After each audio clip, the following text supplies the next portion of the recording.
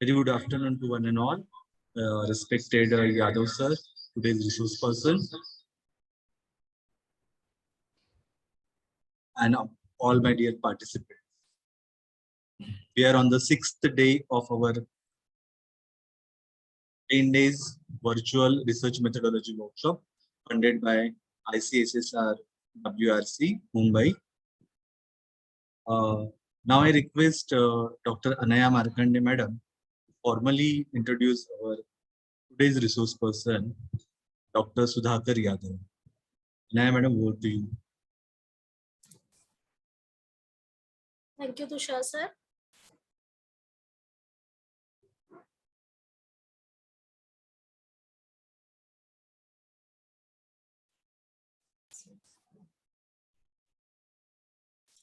Good afternoon, one and all. Welcome to day 6 of ICSSR funded research methodology workshop. Friends, when we undertake any research, first we go for a review of literature. But as we all experience many times that we get lost in the ocean of data, thanks to Google Baba. The difficult but crucial thing is to select the appropriate and relevant information for our topic. And today, to get insight and guidance on the most complex, at the same time, essential part of our research, that is electronic resources, review of literature, reference management, and plagiarism, we have with us a person with rich experience in teaching and research, Dr. Sudhakar Yadav sir, an associate professor Department of Accountancy, Shambhupana Thakur, Arts, Commerce and Science College, New Panvel. Sir is an M.Com, PG, DFM. Excuse me.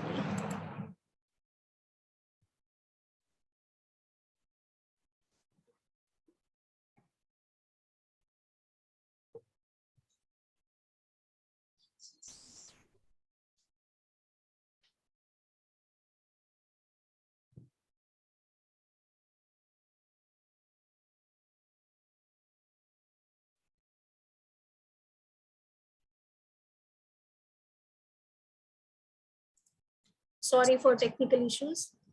Sir is an M.Com, PG, DFM, ICWAI, Inter, and SET. Sir has completed his PhD degree from University of Mumbai in the subject of accountancy. He is a recognized PhD guide in accountancy in University of Mumbai. At present, 8 students are registered for PhD under his guidance. Sir has successfully completed 3 and 1 minor research University Grant Commission. Sir has published and presented research papers in various national and international conferences and journals. Yadav sir was awarded with the Best Research Paper Awards in International Conference held at Trivandrum University, Kerala in 2010 and International Conference held at University of Mumbai in 2015. Sir has also authored a book on financial accountancy. Yadav sir, we, the team MNDC, welcome you for day 6 of ICSSR funded research methodology workshop. Thank you.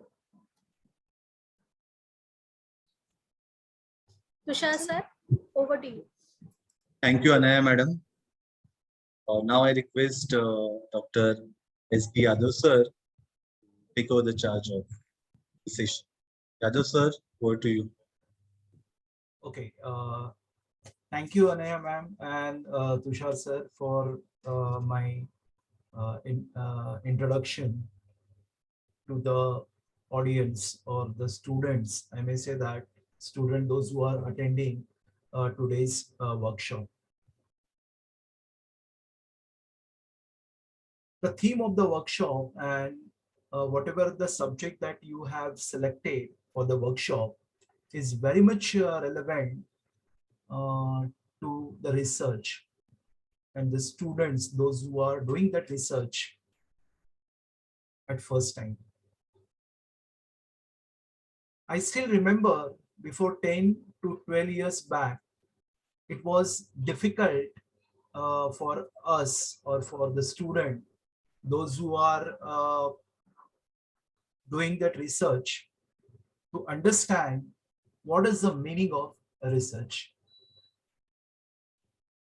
Those days, it was very difficult to collect the data and to analyze that data. We were, I'm taking example of myself, that when I was started my research, at that time, resources was very limited. Resources means collection of the data and analyzing that data and where to use that data, how to use that data, why to use that data. All those things are very, very difficult at that time. But nowadays, because of that, the fast communication and because of the use of electronic devices such as computer, laptop, mobiles, or any other electronic devices, which makes us very easy to collect the data from electronic sources, analyze that data through some electronic, through some computer softwares. Interpreting part that is there depends on everybody. That is how the people or how the person is going to be what interpret their data, analyzing that data, as well as uh, how they are using that data. Now, first of all, what is the meaning of electronic resources? I know that many of you might be doing or registered for your PhD. So while registering that PhD, that you should have or you must have some target in front of you, some topic in front of you. So you just go through or just go back to the previous days, that how you have taken a pain to select a particular topic. When selecting that the topic for PhD or for any research paper, it was a biggest task in front of everybody, every researcher. So we used to search here and there to find out what are the topics are available, or is there any person have done any research on a particular topic. Say for example, I'm a teacher of accountancy. I am a PhD guide in accountancy. So I know that when the student comes to me, the first question and the first day, they were struggling for the topic. So I may say that just go and find out, or just search on computer, that is there any person or is there any researcher in past have done some work on accountancy. See that what he has done and how, what is the title of his thesis. So you will get that the idea. So students said that, sir, we don't know what are the sources available for getting this titles of the thesis.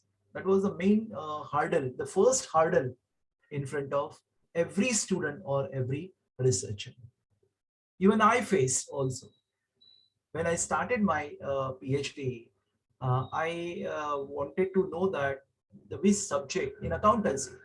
I wanted to do that in accountancy because I am belonging to the accountancy field. So I wanted to do that PhD in accountancy. So I wanted to find out that in accounts also, which topic that I should select. What are the topic?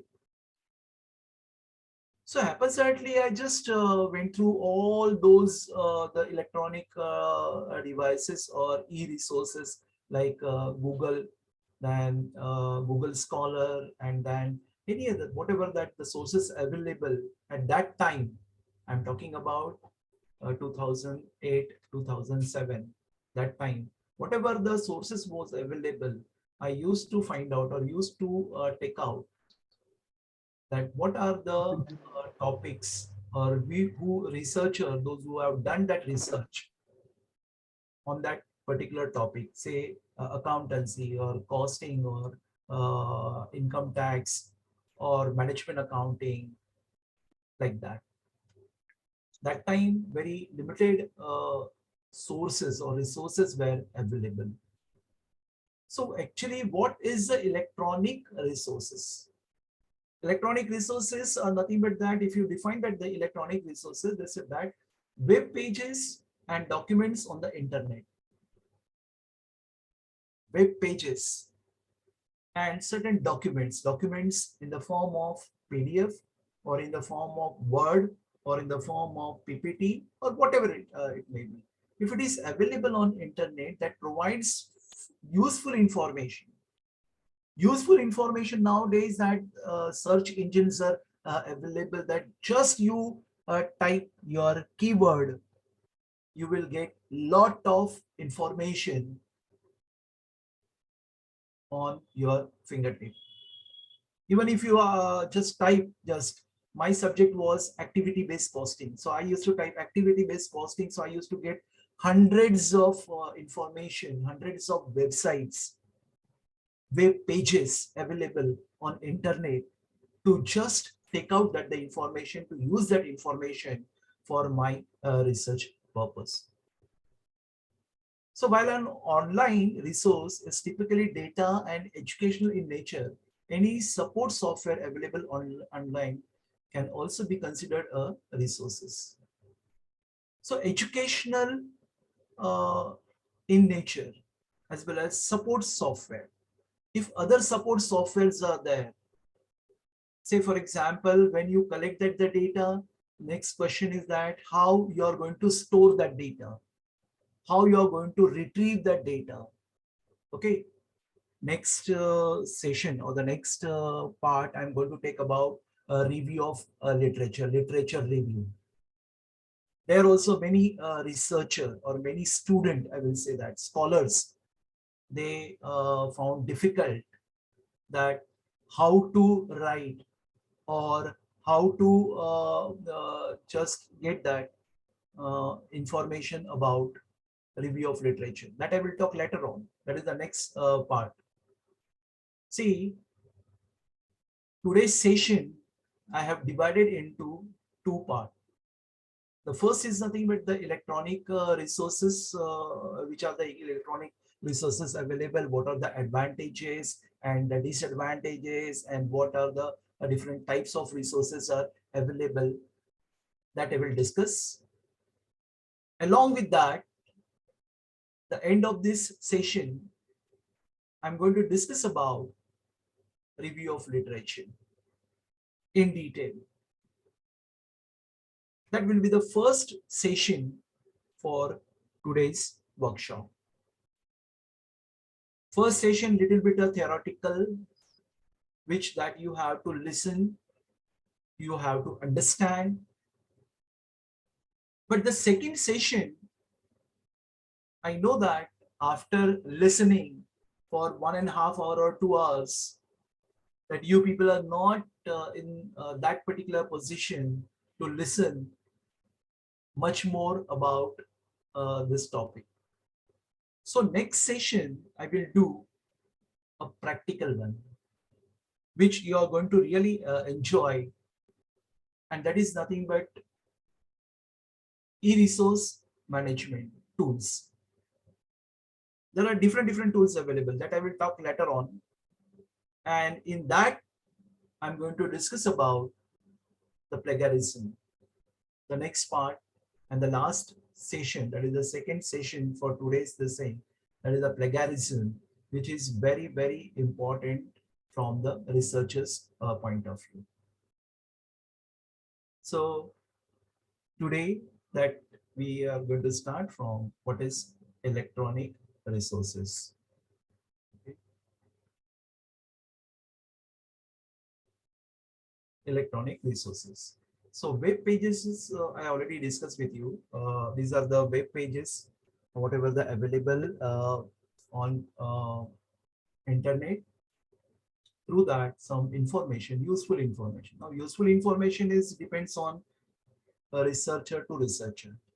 Say, for example, if I am a new researcher, I want to do or I want to start my PhD. So I have to start with the finding out the topic or thesis topic. In the olden days, I remember whenever that the researcher want to find out some topic or want to start the PhD, and when he approached to a guide, so that in the olden days, the guide said that always used to they insist on just go and read some books from the library, or just go through few theses from the library, so that you will be able to understand what is research, and you will get some knowledge that on this particular topic, whatever the topic that you are selected, and if you want to do the PhD on that topic, is any researcher has done any work on that. So physically, the people used to go to the library. They used to travel for kilometers and kilometers to reach that library. They sit in the library for 6 to 7 hours a day. They handle so many theses. They read that thesis. From that, they used to take a note manually. They used to write that in the diary. And that notes they kept for reference purposes. Dear student, you will not believe that it was a very, very difficult task at that time. There were no computer at that time.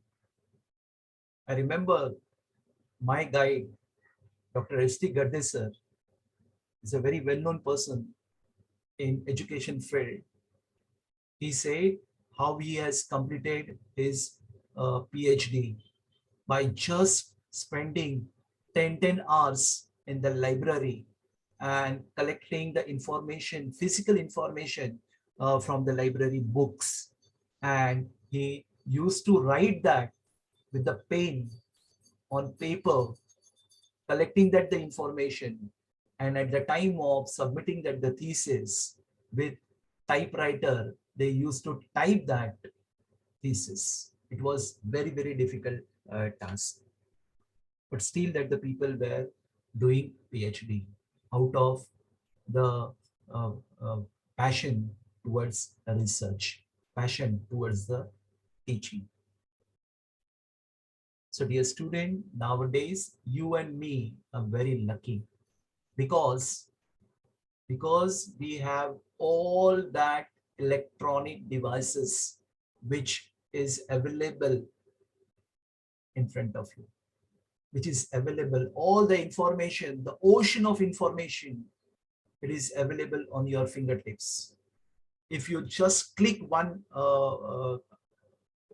one click, you will get the information whatever you require. And that is what the electronic resources. Now, what are the advantages of this electronic resources? You know that what are the advantages, because you people are more aware of this electronic resources. The first advantage is that access of material anytime, anywhere, easy to use. It is the access of material, which is what?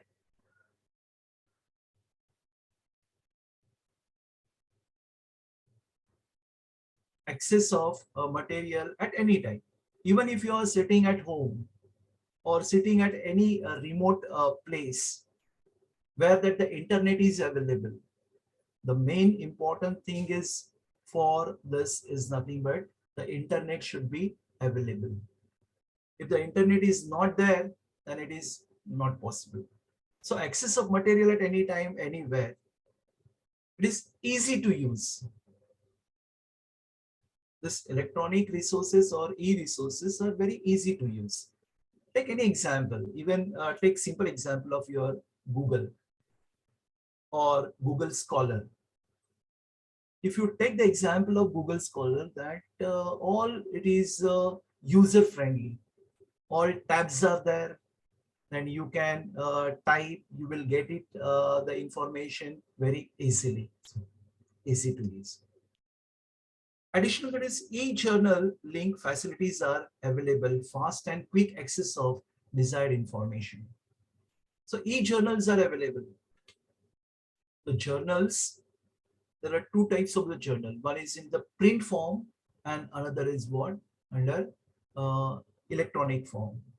So whatever the journals are available on electronic form, which is easily available. There are some free sources are there.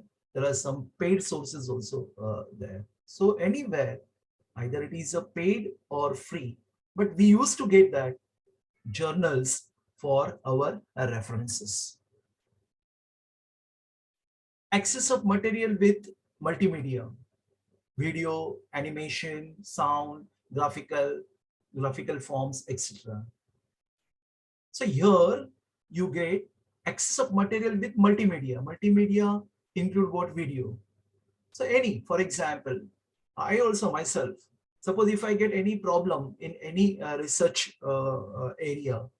So what I used to do that today, you will find that one e-resource available is YouTube. Just go to the YouTube, type whatever you want, whatever the information you want. On finger click, one click, you will get all that videos related to that particular topic. So multimedia is available electronically. Online multimedia is what? Available. It is a time saving. So I already told you that instead of what? Traveling for the kilometers and kilometers towards your library, traveling time, okay, searching time. So time saving, electronic resources are time saving. Another is that cheaper than print material. Space saving. Think that suppose if you want to store that 1000 thesis in a particular place in your home, is it possible? It's not possible, because it will take lot of space in our home. So space saving, and even it is a cheaper than print material. So you don't have to print that. You don't have to spend a money, but you will get it on what? Computer. Even that if you are sitting for 5 minutes also, you can access 10 to 15 research papers or research material throughout. And that is what called as a cheaper.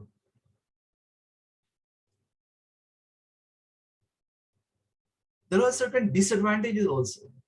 You know that the advantages are there, disadvantages are there for every this is e-resources are more expensive than print resources sometimes. For example, there are certain softwares which is available that you have to pay a subscription for that software, yearly subscription. And that yearly subscriptions are more expensive than the print resources.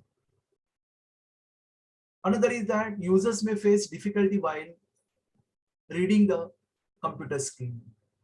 You know that the people for 10 hours, if they sit in front of the computer screen, it becomes very harmful for their eyes, even for the health. That means what it is affecting on your health also.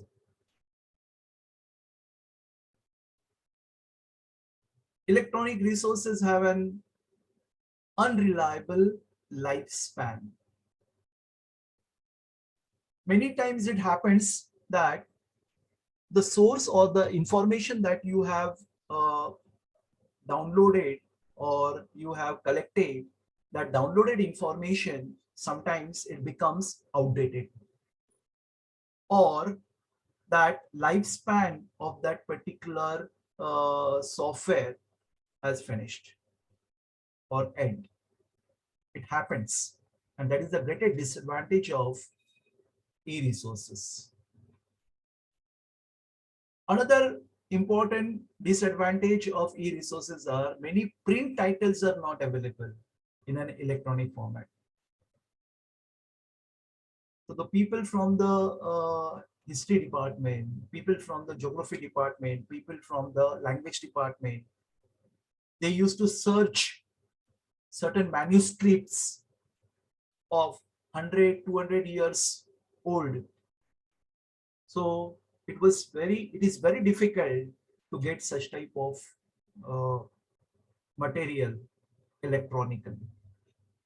And that's why the titles is not available. Sometimes the titles are not available on electronic resources.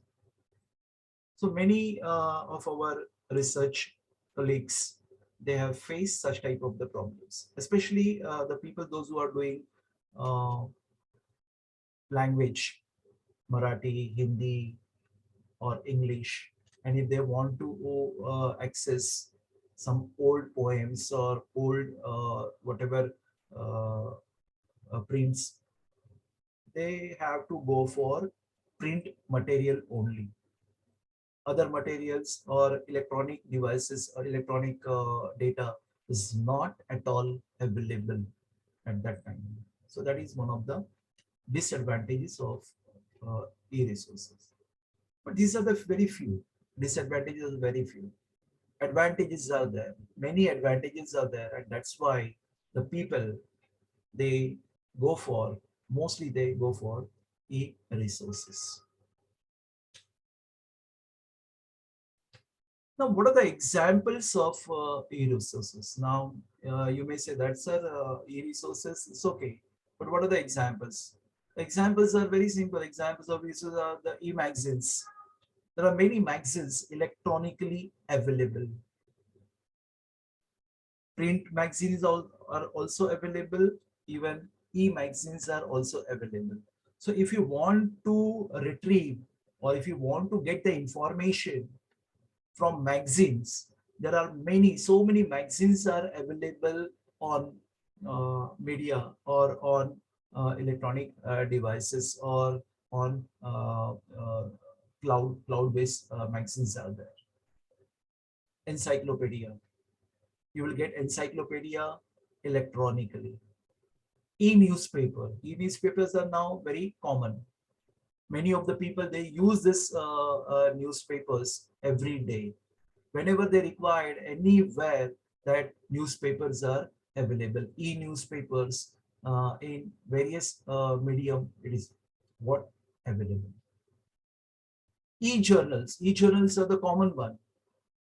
When the students start for searching their topic, searching on the topic, they search journals, they search research paper, article published in e-journal,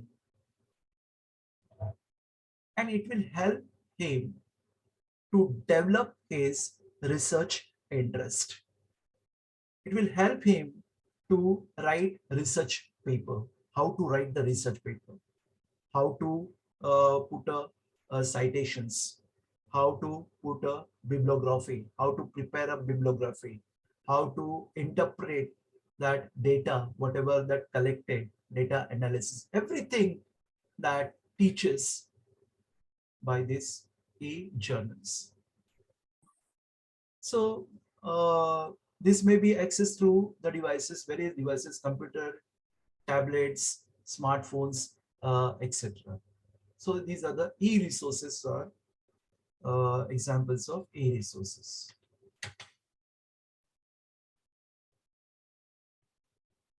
Okay, now, what are the government initiative in e-resources? See, other e-resources, we know that. For example, Google is there, even YouTube is there, or many other e-resources are available. But what the government, our central government has taken initiative to develop certain e-resources software so that the researcher, not only researcher, but the student from even from KG to PG or PhD, they use these resources to get information. Take simple example of NCERT. Even if you open that the NCERT and if you want electronic book of 12th standard or 11th standard, you can easily get that electronic book available on NCERT website. So government has taken an initiative to develop a SWAYAM. You know that SWAYAM, that portal is available, that web page is available, and many courses are there on SWAYAM so that you can educate yourself in various fields by doing this SWAYAM courses or through this portal. Next, that the government has developed a National Academic Depository, NAD. I have given that link over here. If you click this link, you will get that entered into the NAD, that is National Academic Depository. Over that, thousands of depositories are there. So you can retrieve that deposit as a depository as or data as a student, research student. Next is that e-Shodh Sindhu. Shodh Ganga, all of you know that. You are well known, or you know that how to use that Shodh Ganga. But your e-Shodh Sindhu is also there, which is developed in InflipNet. Free access. All these are the government sites. Free access to the students as well as institution. Actually, this InflipNet is available to those colleges or those institutions who are under 12F, 12B, 2B. Under that particular scheme only, this InflipNet is available. So if your college comes under or have subscribed your college, see, for all those this electronic devices, your librarian is very important person. Dear student, remember this one. Whenever you get some difficulties in getting some research paper or finding some e-resources, the first person that you have to meet, not your guide, not any other teacher, but just go and meet your librarian. Because I still remember, just now ma'am has given introduction that I have won one best paper award for one of the international seminar which was held in 2010 in Kerala University. Let me share my personal experience with you. When I started collecting the data, first I met my librarian, Shri Ramakant Naugare sir, and he was joined just 2 months back or 3 months back. But that person, my librarian, is so informative that he has given me one journal and said, sir, you just refer the journal So you will get idea how to write that the paper for international journal or international seminar. I have taken that journal and I have just gone through, and student, you will not believe that continuously 2 days I was working on that paper continuously. I completed that paper with the help of that journal, and I presented that paper in Kerala, and I got first prize in that seminar, international seminar. I was very delighted, and I always thanks to my librarian, and that's why I said that the main resource is nothing but your librarian.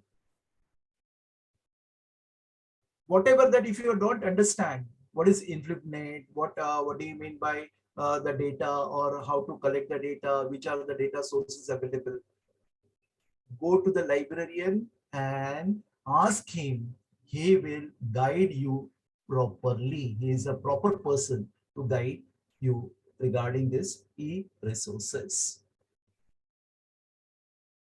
Our college, CKD college, has purchased one plagiarism software.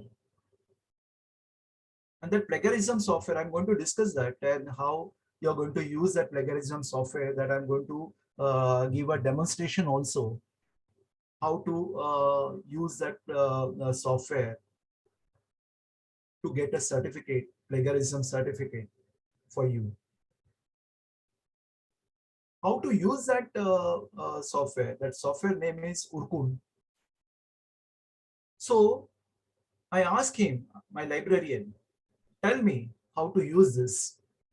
So he has given me step-by-step information how you have to use and how you can give this facility to your student also.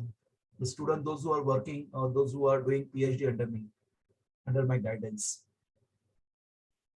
So if any student, not my only, any student if come to me, so I may be able to explain him how your thesis or how your research paper will be getting a certificate of plagiarism.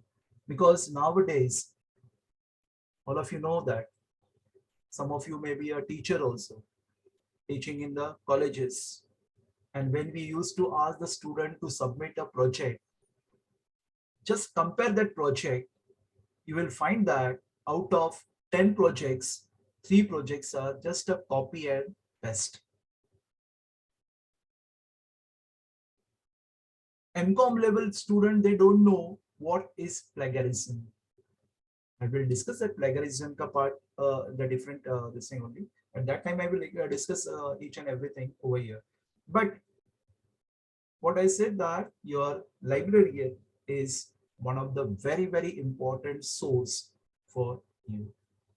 E-Yantra is there. So you can use all these e-resources for your information, to get the information or to get the data for your thesis or your research paper. Okay, this is about e-resources, what I have discussed over here.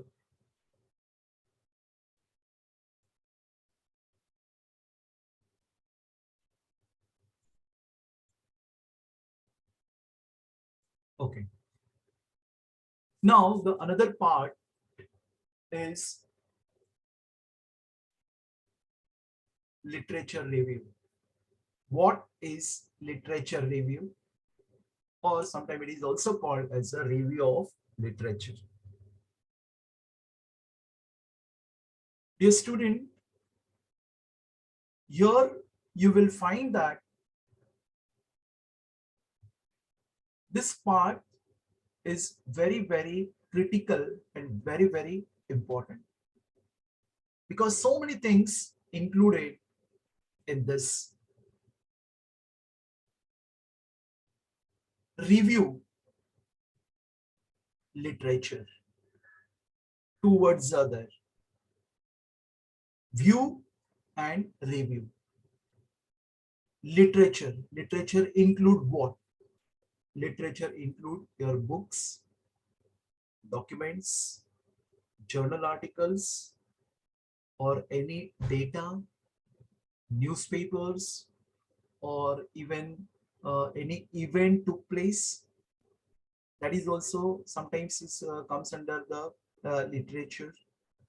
So whatever the literature available in print as well as in electronic mode, that is called as a literature. And to review that, to give your or just view and review again and give your opinion or give your comments is nothing but called as a literature review.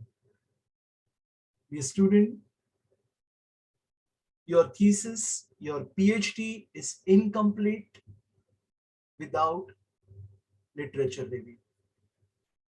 Because to understand the topic, to understand what is there in that topic and what you have to collect the information from that topic, you required this literature review. You have to read the books. You have to read the journal articles. You have to go through that the related documents or contents on websites as well as even in the print media also. Every time you don't have to depend on electronic media. You have to go to the library. You have to observe the things. You have to select the books and you have to read that books, because that gives you a sense of research. Because every time if you just go and copying the material from the websites or from the internet, that will not see many times you may be having an experience that so many times that we used to download so many papers, 10 to 20 papers. But you ask yourself only, out of that 20 papers, how many papers we used to read?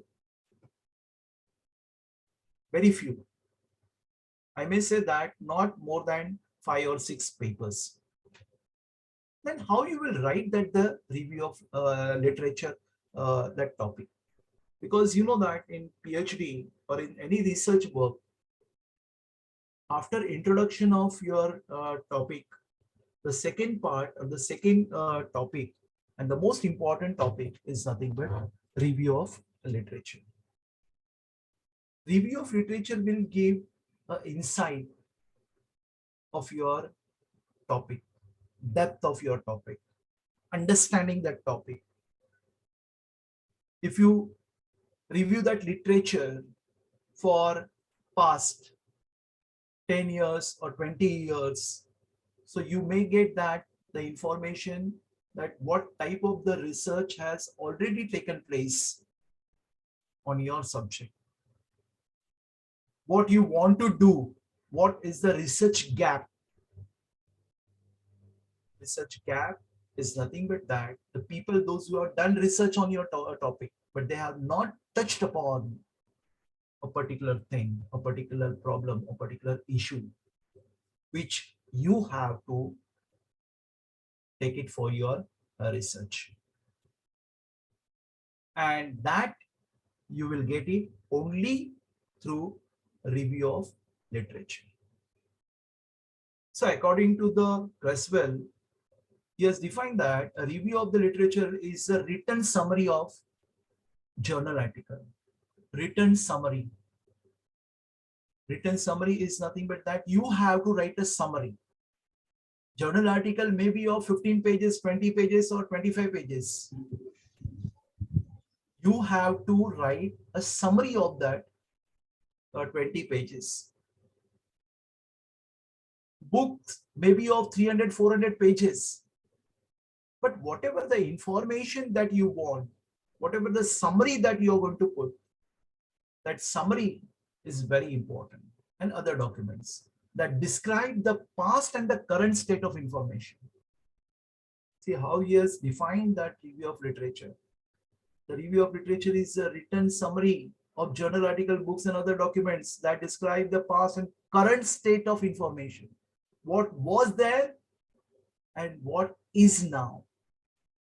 So the gap, research gap, okay, that gap you can identify with the help of review of literature. Organizes the literature into topics and documents a need for a proposed study. Whatever the study that you have proposed, you're going to do, for that, the base is nothing but this. That is nothing but, the base is nothing but your review of literature. Literature review is the presentation, classification, and evaluation of what other researchers have written on particular subject. Yes. So when I started my activity-based costing, that activity-based costing, very few research papers were available in cost accounting. In my subject, I'm a teacher of accountancy, so I wanted to do that activity-based costing, and on that subject, very few research papers were available. But I found out that the research paper which was written by Robert Kaplan or many other researchers was very useful for me. So it classifies that you have to classify as evaluation what other researchers, what they have done. So what one research paper I come across, that this activity-based costing that the researcher has done in Kansas University, and that university was turned out to be a loss-making to profit-making university. So I thought, why not that ABC technique should be used in our universities, so that our university also will get some idea how to convert that, not the loss making, but how to progress. And I have made a research. So this will give you only through review of literature.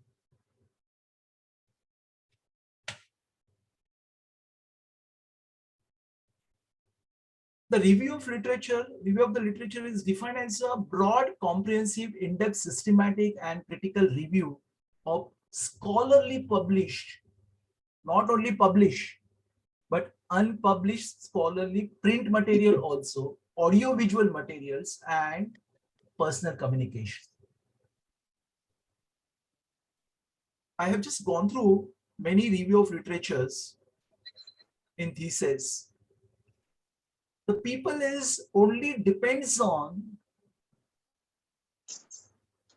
electronic thesis or electronic research paper. Apart from that also, if you just go and take an interview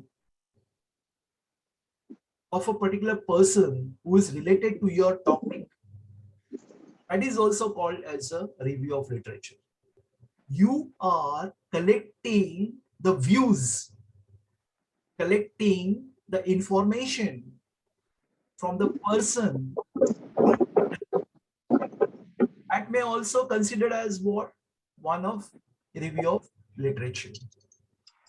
So review of literature not only published, scholarly published or publications, it is unpublished, as well as audio visual, everything that is what included in review of literature.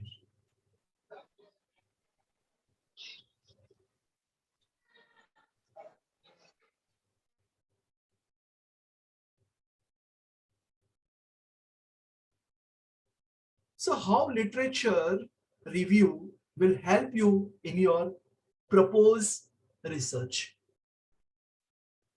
Whenever you want to do some research, how review of literature will help you? It will clarify the conceptual issues of your research related area. Very important. if your concepts are not cleared about your research topic or issues or the problems, you'll not be able to do a qualitative research, quality research. So to clarify the concept or conceptual issues, it is very much required that you have to go through that review of literature. It will help you to learn about research design for your research. Now, research design. Research design is nothing but that you have to plan how your research will go. At what stage that what you want to do or what you are going to do. To decide that or to design that research, review of literature will help you. So review of literature is very, very important for your research design, for learn about your research design also. Next is that it is an opportunity to pursue your examiner that your research is relevant, worth doing. Just think about that you're submitting the research paper without any review of literature. What that the examiner of your research paper will think about your research paper? He will say that this person has not done any literature review. So how he has got the information? Many research paper has rejected on the basis of absence of review of literature. Because without review of literature means that research is not a genuine research.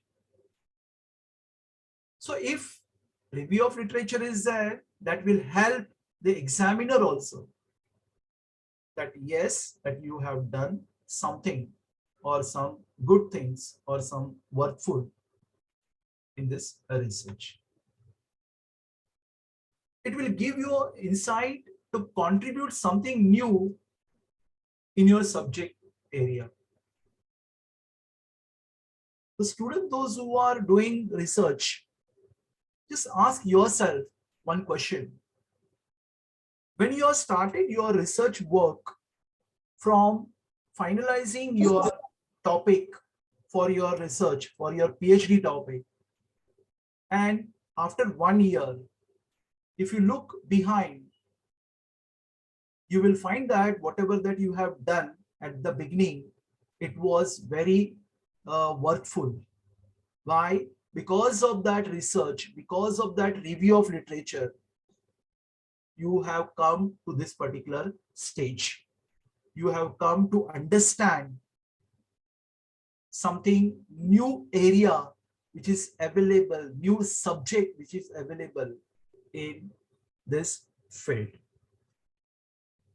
Dear student, research is ocean. Many people or many researchers, they think at initial stage that everything has been done. So what is left out for me? No. Out of the 100%, up till now, not even 1% that research in this world has completed. 99% still, it will a long process. It will come time that thousands of years, lakhs of years it will come to complete that total research. Everywhere anything is there for research, and that you have to find out, that information you have to dig out with the help of review of literature. So that's why the review of literature contribute something new. When I read some 10 books, I come to know that these are the people, those who have not touched this particular area. When you come to know that, when you read that at least 10 to 20 research papers or books or journals, then you come to know that yes, this particular area has not tapped. So you want to what? Tap that area. You want to just give a new subject. That idea comes into the mind, and that is the research review of literature will help you.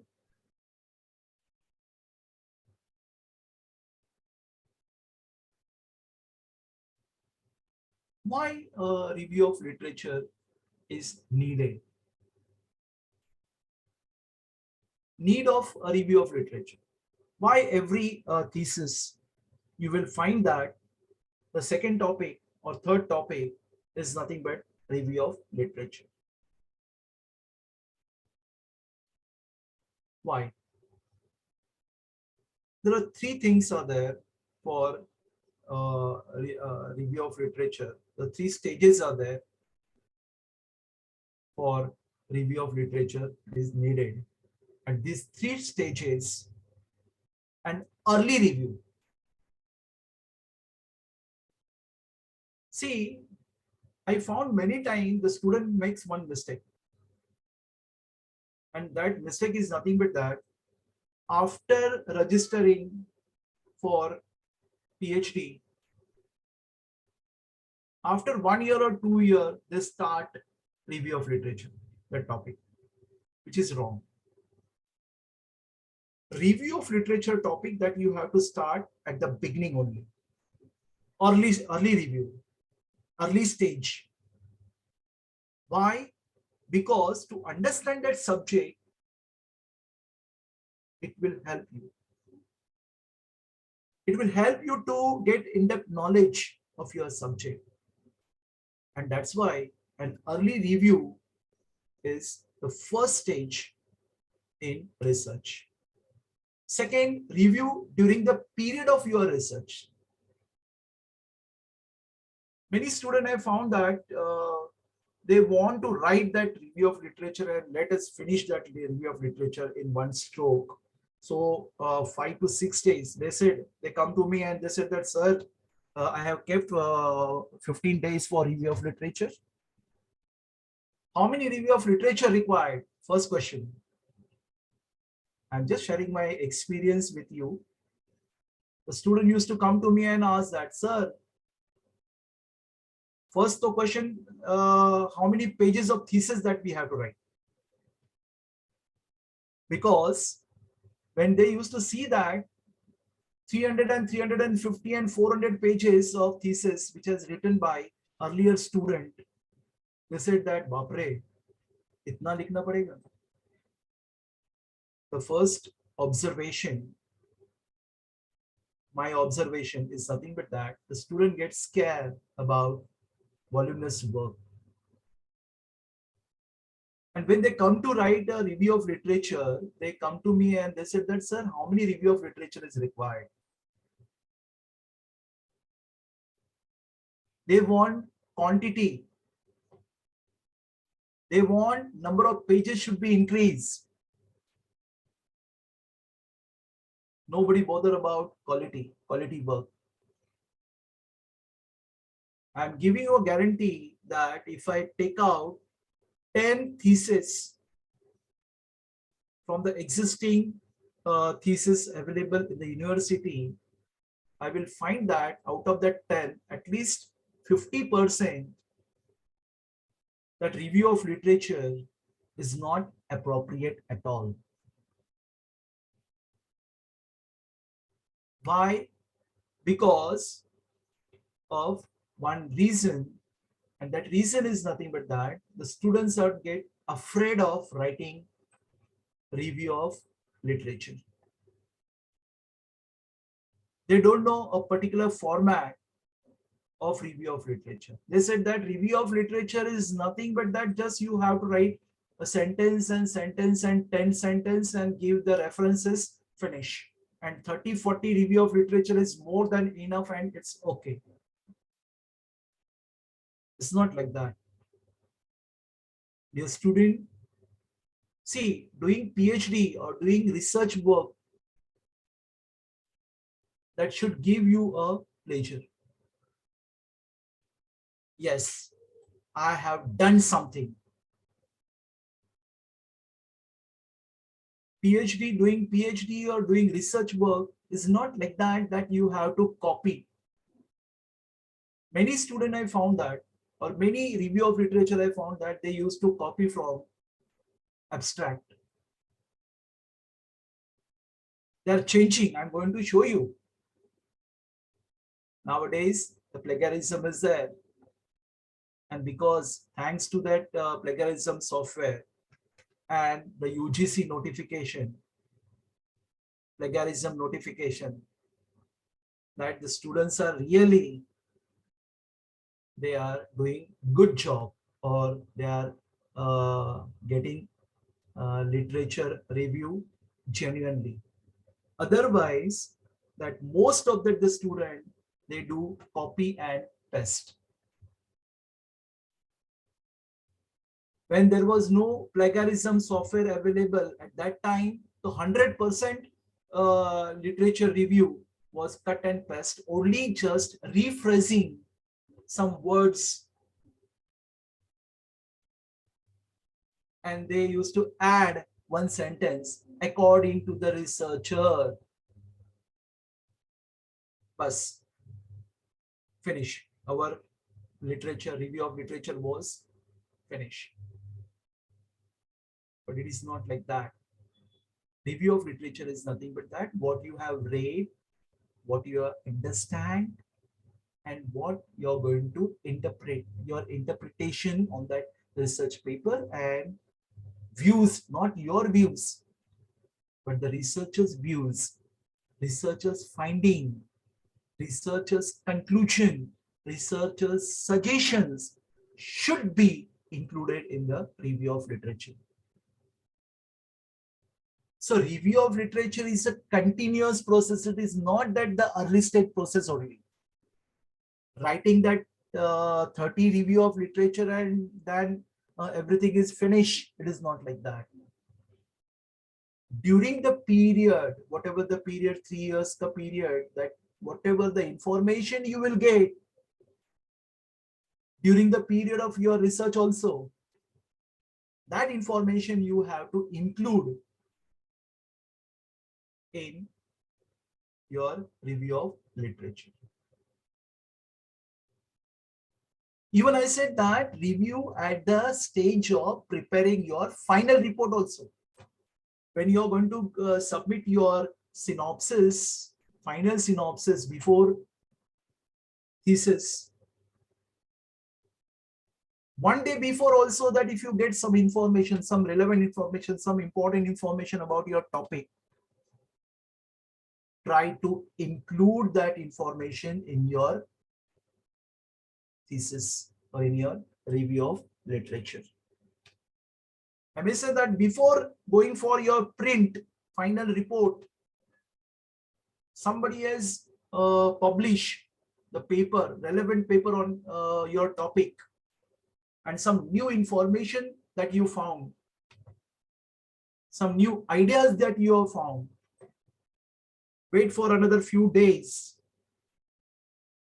and incorporate that in your research, in your review of literature. So dear student, remember, review of literature is not only just writing something and giving citation and giving credit to that person. Is not like that. If you want to do really the genuine work, genuine research work, then you have to take pen. You have to take efforts. Efforts of what? Efforts of collecting the information. Even suppose in the morning, one day before your final report, in the morning, if you open that newspaper, and that newspaper, you got some relevant information about your topic, take that also in your review of literature, which is highly appreciable by your examiner. When your thesis is going for review, when your thesis is going to your examiner in university, that examiner also will get impressed Yes, this researcher, this student has taken maximum efforts while doing that research work.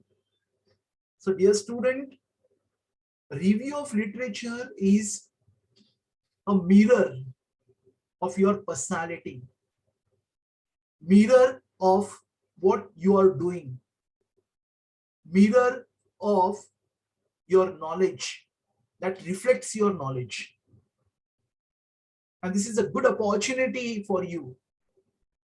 Sometimes what happened that you may not speak, you not be able to speak properly, you may not be expressed properly in words, but sometimes your thesis, your review of literature speaks on behalf of you. I still remember I have just gone through some good review of literature's work also, and I found that it has reflected their personality, reflected their knowledge, the vast knowledge what they are having in their subject. So 3 stages, remember, don't stop your review of literature after writing that review of literature topic. No. When you start your research from that point up to the end point means end before that final submission of the report, whatever the information that you get through research paper, through books, through journal, through some electronic medias, through YouTube, through Google, whatever the information from whatever the source you will get, take it, incorporate it, analyze it properly, interpret it properly, and incorporate it in your review of literature.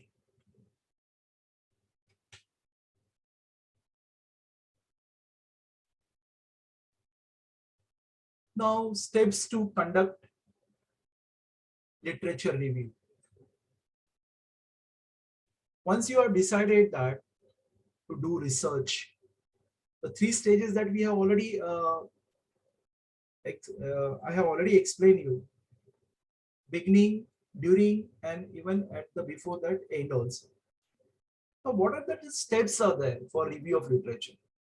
Review of literature is not that the steps nowadays the students used to follow is nothing but to get the abstract, copy that abstract, paste that abstract, rephrase that abstract, add some new words, replace some words, and put it in the review of literature with citation, with name, finish. It's not like that. Scientific methods that you have to follow for review of literature. Now, what are the scientific methods? Roswell's 5 steps to conduct a literature review. He has given 5 steps. Step number 1, identify key terms. Key terms, key words are very, very important. Say, for example, if you are belonging to a particular subject, say commerce, in commerce, what you are going to do? Advertising, marketing, management. In that particular field, what are the key words or the key terms which is used that you have to identify? Say, for example, I have selected activity-based costing. So I found that there are so many keywords in activity-based costing.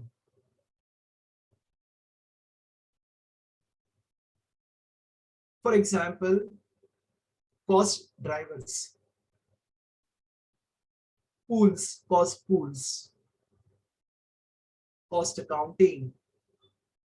Okay, so all these are the words which is there. You have to identify. So while searching on search engine, you will find that you will find very easy to search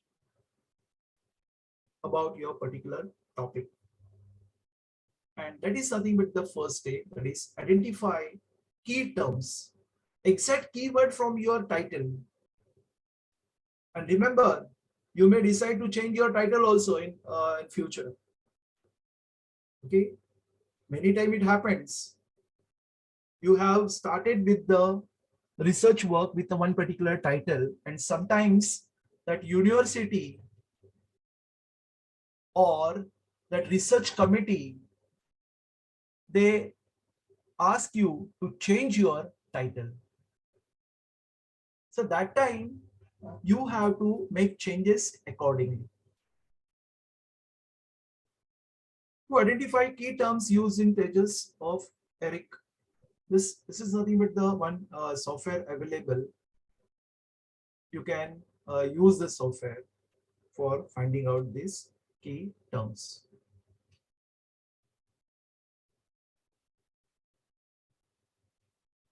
Familiarize yourself with online database.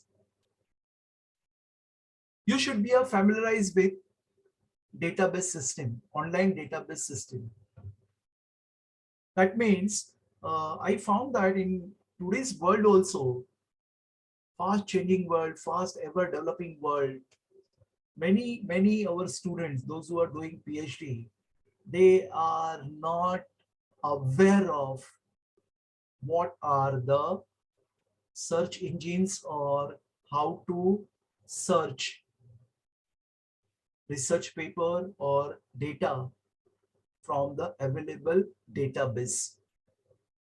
And I said that if you are not familiar with this, go and meet your librarian, because in the library there are many free journals, softwares, free access softwares, infinite nets are available.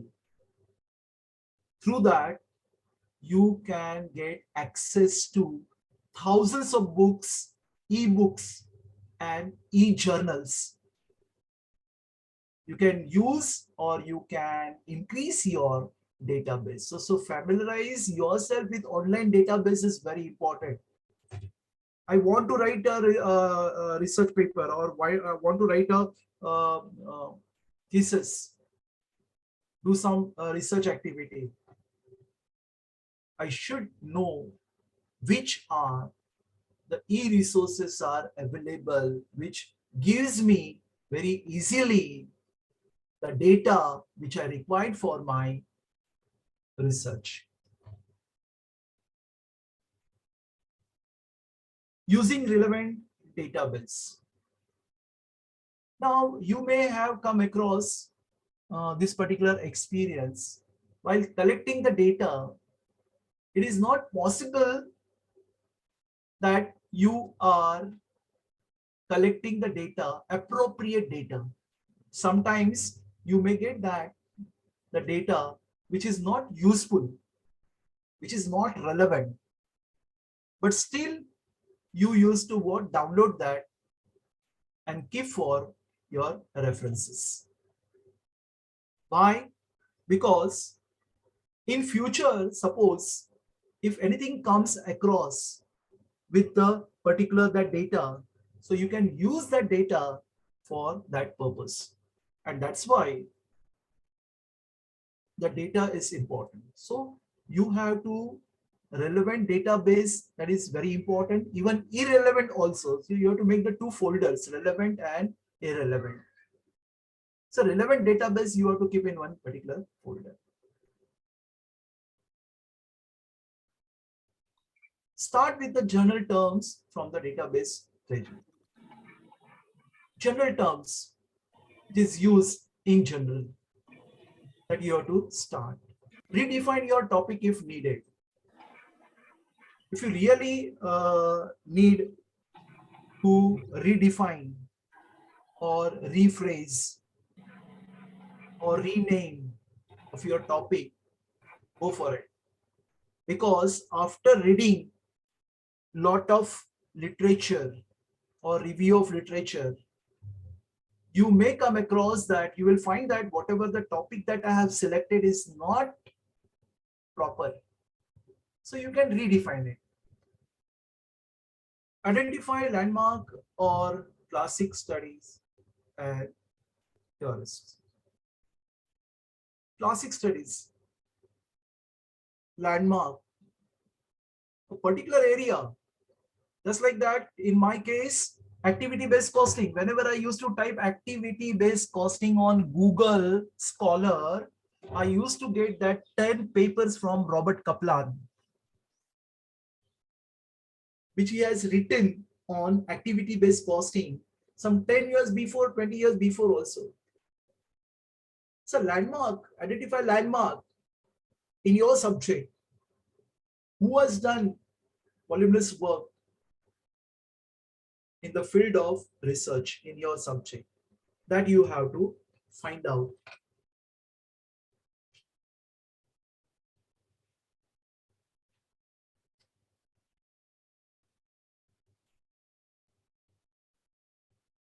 Locate literature. What do you mean by locate literature? That is what second step in review of literature, that is locate literature. Use academic libraries.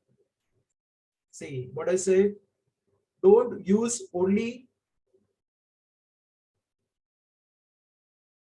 electronic sources. Use library also. Do not limit your search to to an electronic search of articles only. Many times, some people they said that, "Arey, what do you mean by research? What do you mean by PhD? PhD is nothing but that copy and paste." No, it is not like that. If people think that it is a copy and paste, they are totally wrong. Because PhD or research work is nothing but the creation of some new ideas, new things, or correcting the wrong things with certain suggestions. That is what the PhD. Many people think that the PhD is nothing but that voluminous work. No, it's wrong. I remember one of the case in physics. I used to give this example to everybody. Wherever I used to go for lecture, I used to give this example. I like this example, and you should also listen carefully. The people, those who said that voluminous work, that means PhD thesis should be 300 and 400 pages, and that is the only PhD or quality work. No, it's wrong. What happened? One researcher, physics researcher, that he has submitted one thesis to university only of 50 pages. You may say that, sir, 50 pages, so even our project work is also of 100 pages and 150 pages. And this thesis of PhD thesis of 50 pages. And the university has given or awarded that fellow PhD with gold medal. You may think that, sir, what happened? How it is happened? 50 pages, only 50 pages and the gold medal? Yes, because the outcome of his project, outcome of his thesis or the PhD was or is saving lakhs of crore rupees for the country. How? Now you may be wonder that, or you may ask, sir, on which topic that he has completed his PhD? He has completed the PhD on electronic wires, which was installed by electric companies, that is MSCB, and he has given us some suggestion. One day he was walking in the morning walk. He found that the electronic wires are on pole. It was on zigzag. He is a physics person. He is dealing with what? Electric, power, electronic. So he thought that why not this zigzag wire should be straight, that whatever the power lost, drop, electricity dropped due to this zigzag will reduce, and whatever the power generated from one point, the same power should deliver to the consumption point. Previously it was happened, 100 megawatt was produced at one particular point, and by the time when it reached to the final consumer, it was up to 80 megawatt. 10 megawatt, it has to be dropped, lost, weight loss, because of the zigzag wire. So he has made a research on that. He has collected the data. He suggested that remove that zigzag wires and install that straight wires with some supporting poles. It will increase your revenue. Dear student, the outcome is that from that point to up to today, lakhs of rupees, crores of rupees that government has saved because of this only 50 pages thesis. And that is what the outcome. Remember that all this comes of what? See, that the person has saw the zigzag line. So he thought, he asked that electrician, why this zigzag line? That is nothing but the review of literature. Review of literature doesn't mean that it should be on the electronic form and that you have to cut and paste and all this thing. No.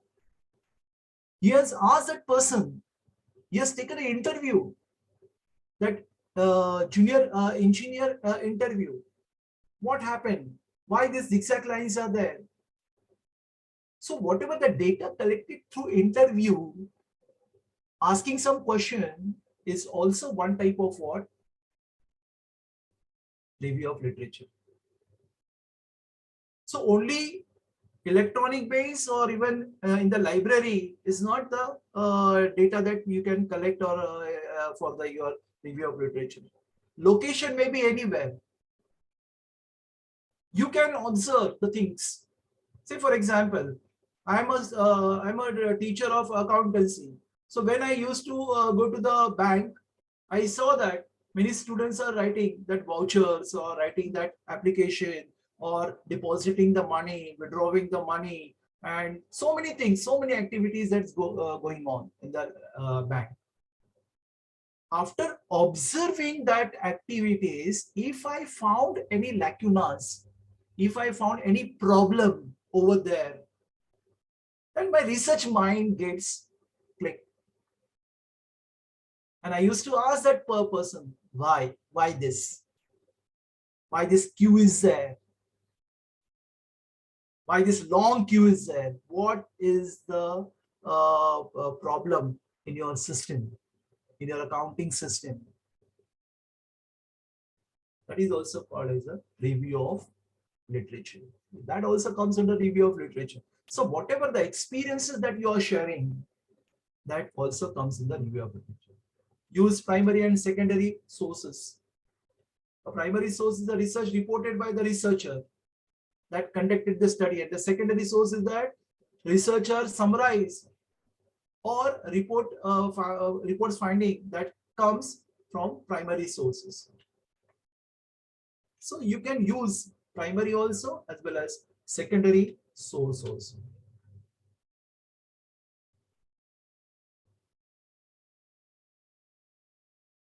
Many times the people say that the primary sources are very, very important, the most the best one. It is true also. Whatever that the primary data you used to get, sometimes it is what? Authenticated data, authenticated source. When it comes to secondary, there may be some chances of manipulations or chances of some alteration in the data that may possible. So you have to remember that whenever you are collecting any literature, you are reading any literature, the primary source is always best.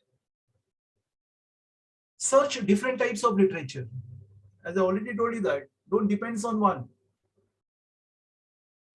Search different types of literature, that is summaries, encyclopedias, dictionaries and glossaries of terms, handbooks, statistical indexes, review and synthesis, books, journal, index, publications, electronic sources, abstract series and databases. There are so many types of them. So dear researcher, please don't depends on or don't insist only one type of what research or type of literature. Use in your review of literature different types of review of literature.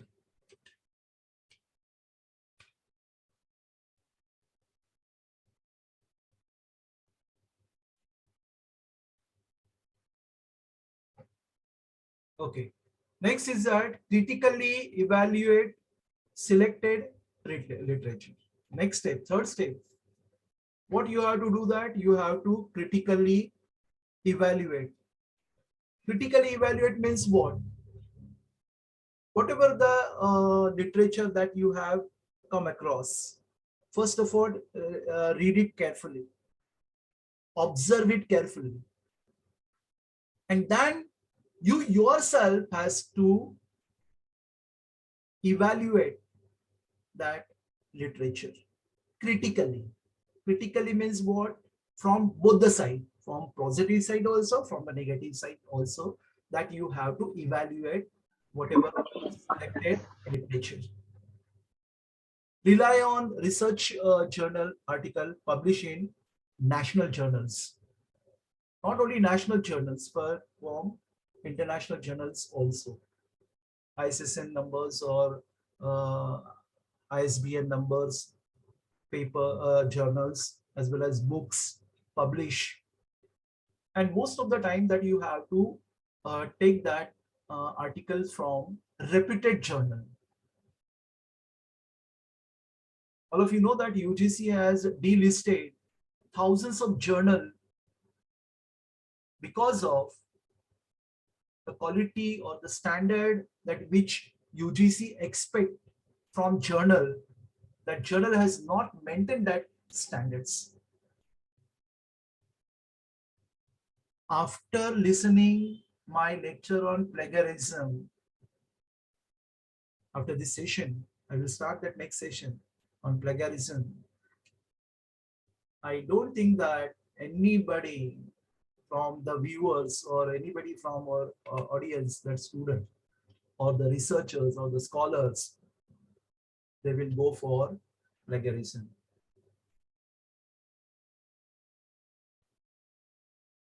They go for copying because UGC has given one circular that the penalties are there. Penalty I will discuss later on, but penalties are there. So here in third step, you have to critically evaluate. While writing review of literature, that evaluation or critical evaluation is very important. Prioritize your search. You have to give priority for your search. First, look for referred journal and articles. There are referred, non-referred, then UGC listed journals, then Scopus are there. Okay, so reputed journals are there, international journals that you have to give first, look for that. Then non-referred articles, then books, then conference papers, dissertations and thesis, and then paper posted on to websites. So you have to give a priority. You have to give much more weightage to which, whether you have to go for thesis or you have to go for research paper or uh, articles published in newspapers. What is your priority? This priority depends on your subject. Priority depends on the topic that you have selected. Look for research articles and avoid as much as possible opinion pieces. Somebody has given an opinion. Forget it. We don't want your opinion. We want research from your side. And that research, I want to just take it for my review of literature. Blend qualitative and quantitative research in your review. So qualitative also as well as quantitative research you have to take for your review.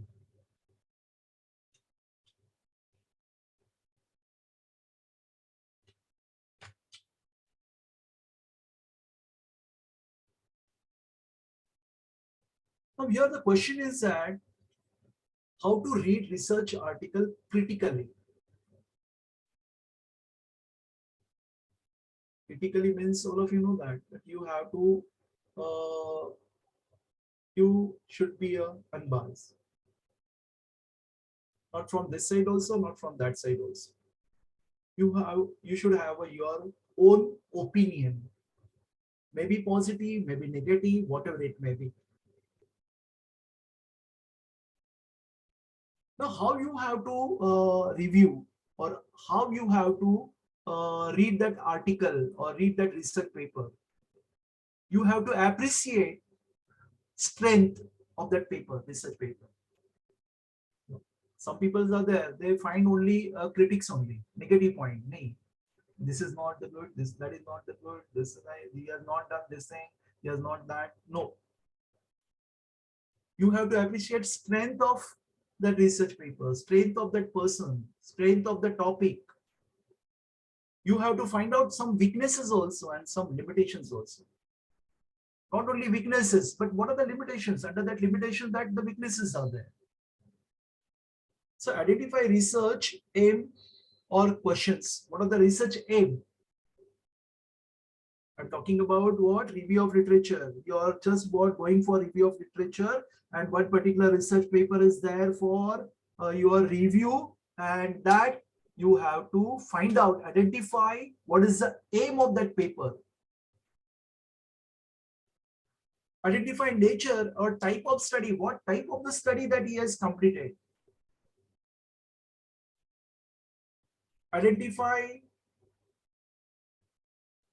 ontological position, epistemological and methodological assumptions. Ontological position means what? Relation between the concepts and categories in the subject area or domain.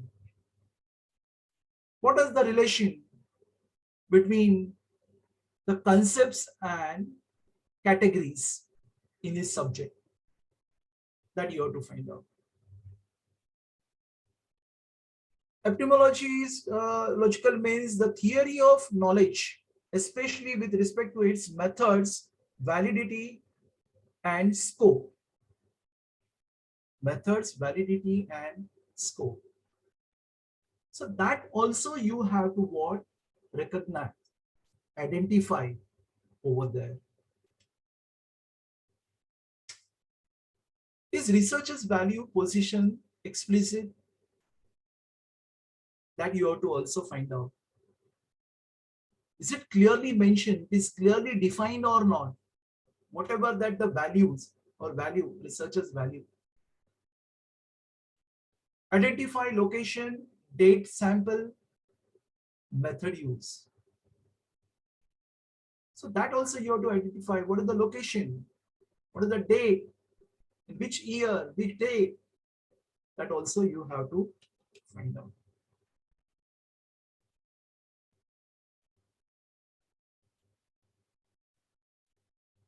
You have to examine the use of theory whether it is a deductive or inductive. You know that deductive and inductive.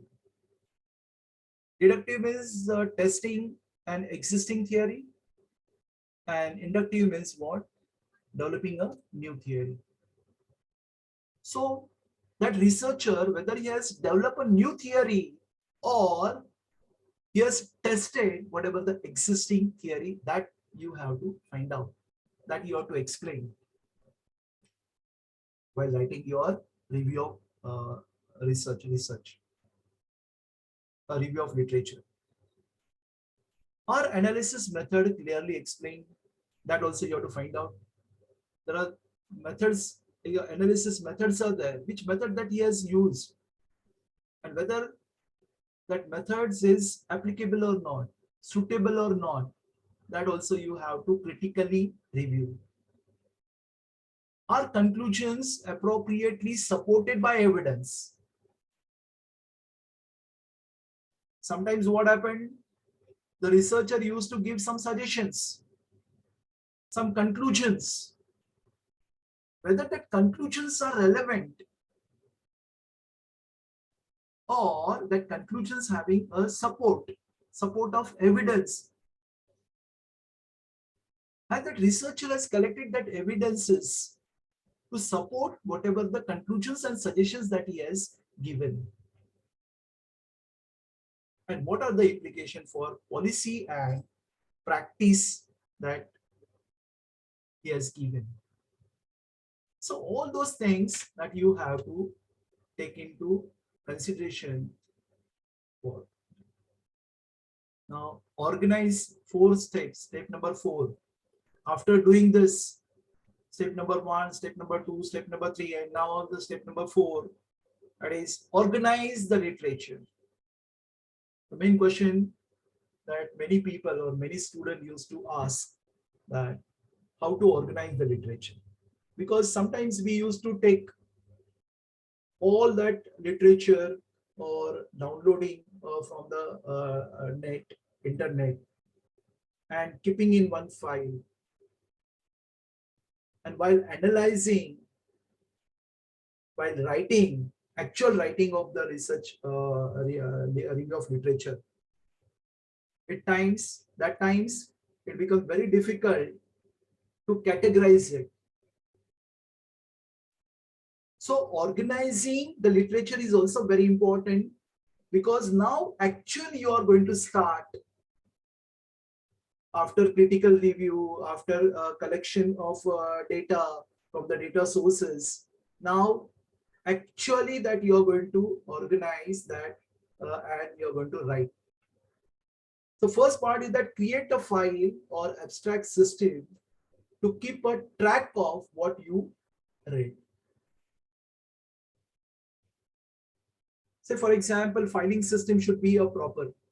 Suppose on computer, that if you are saving the research papers, books, journals, articles, news articles, or any electronic multimedia devices, any videos that you want to save. So you have to keep a separate file for that. And you have to arrange that file as per the date-wise or sequentially, whatever you like, or whatever it will be convenient to you.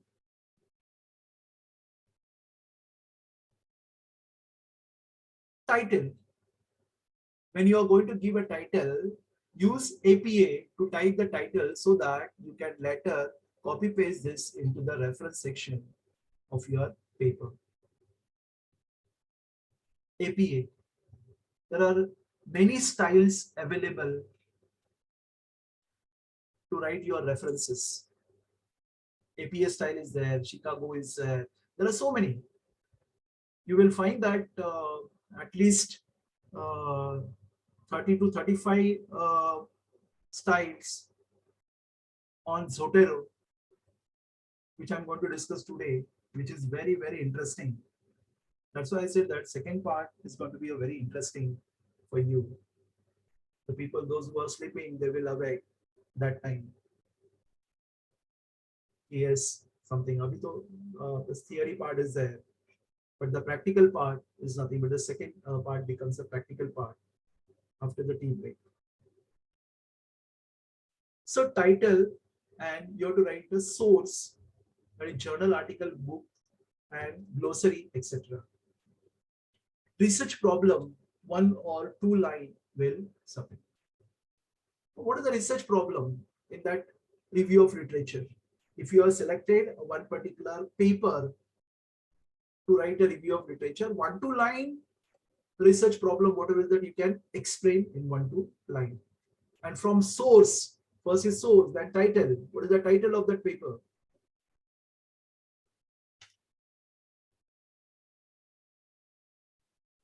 Research questions or hypothesis.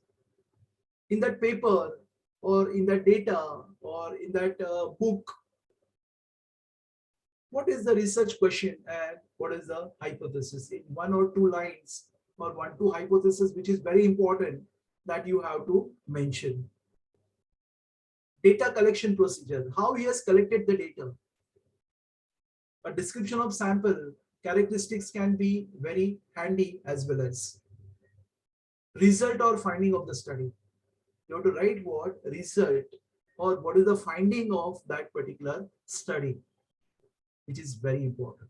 So these are the points are very, very important. See, sources, the title, sources, research problem, and then here that the research question, data collections, and results or finding of the study.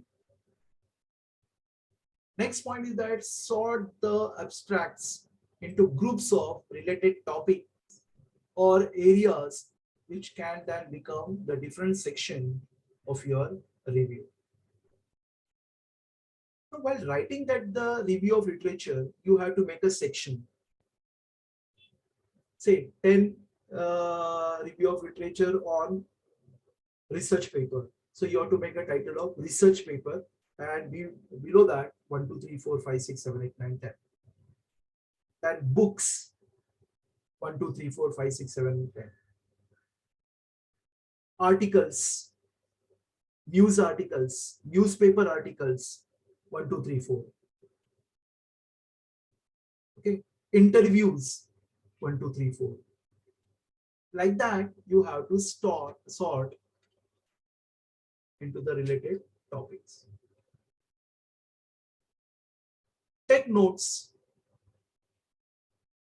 Okay, take notes is nothing but that whatever that you have taken, just write down in a few words.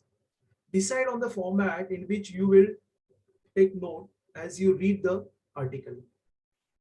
Suppose article is there, then for that article you have to take a summary of that article in note.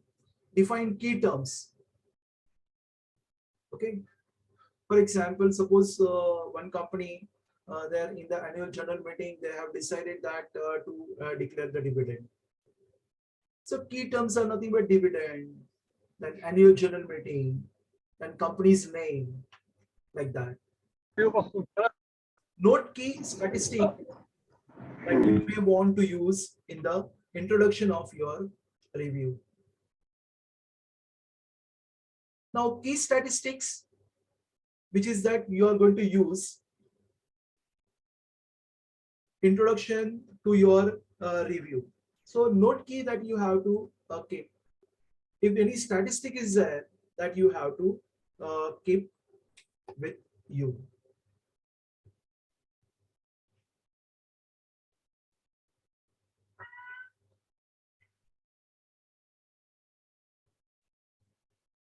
Okay.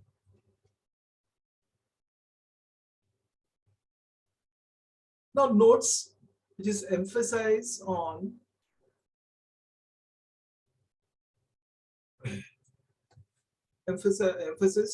strength and weaknesses.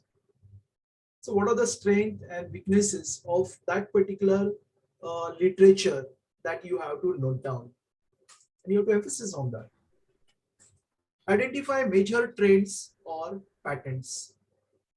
If major trends are there, drastic changes, or some drastic pattern is there, that you have to identify and that you have to note down. Identify gaps in the literature. If any literature gap is there, that also you have to identify and that you have to mention in your review of literature. Identify relationships among studies. So you have to identify that is there any relation with the two paper or two books. You have to identify that. Is there any relation? So that relation you have to find out, and that you have to keep your view focus on your topic. Always remember, whatever that review of literature you're going to take, you always keep focus on your topic. You have to look through that topic only. Evaluate your references for currency and coverage. So your references, that is very important. So you have to evaluate your references.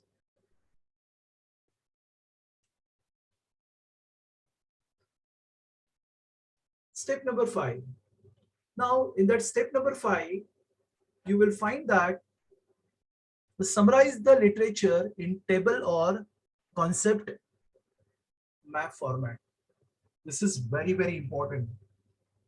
Student, whatever that just now I have discussed with you, in that the most important part is nothing but this one. That is nothing but summarize the literature in table. See, when I was doing my research work, PhD, or I used to ask my student also, whatever you are doing in review of literature, do it in Excel. Why? Because Excel will allow you to rearrange as per your need. See, it is given. The advantage of using Excel is that it enables you to sort your findings according to a variety of factors. Say, for example, if you want to sort your review of literature as per the date wise, you can sort it out. If you want to sort your review of literature as per the author wise, you can sort it out. Or methodology use, you can sort it out. Or summary of a research result, you can sort it out. So even in Microsoft Word or even in Excel, that in Excel you have this facility, and your work will be a very easy after sorting this literature review. So literature review, remember always, you have to make a table in the form of Excel. Every that column give a unique heading. Say, for example, year of publish, then ISSN number, author name, then topic, then keywords, which is used in that review of literature, in that particular review of literature, keywords used. Then conclusions, whatever the conclusions are there, 1, 2, 3, 4 conclusions that you have to write in paragraph in that particular column. Findings, suggestions that he has given, that also. So at the time of compiling your data, it becomes very, very easy for you, dear student, that you can write very easily your review of literature.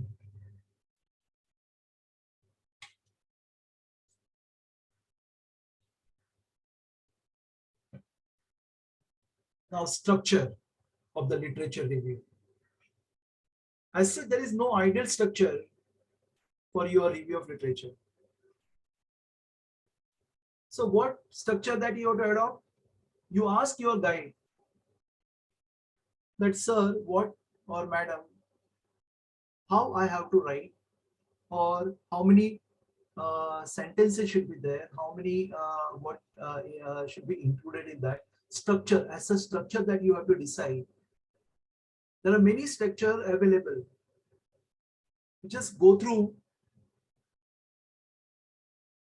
that previous researchers' thesis, and from that you can find out how to write that review of literature.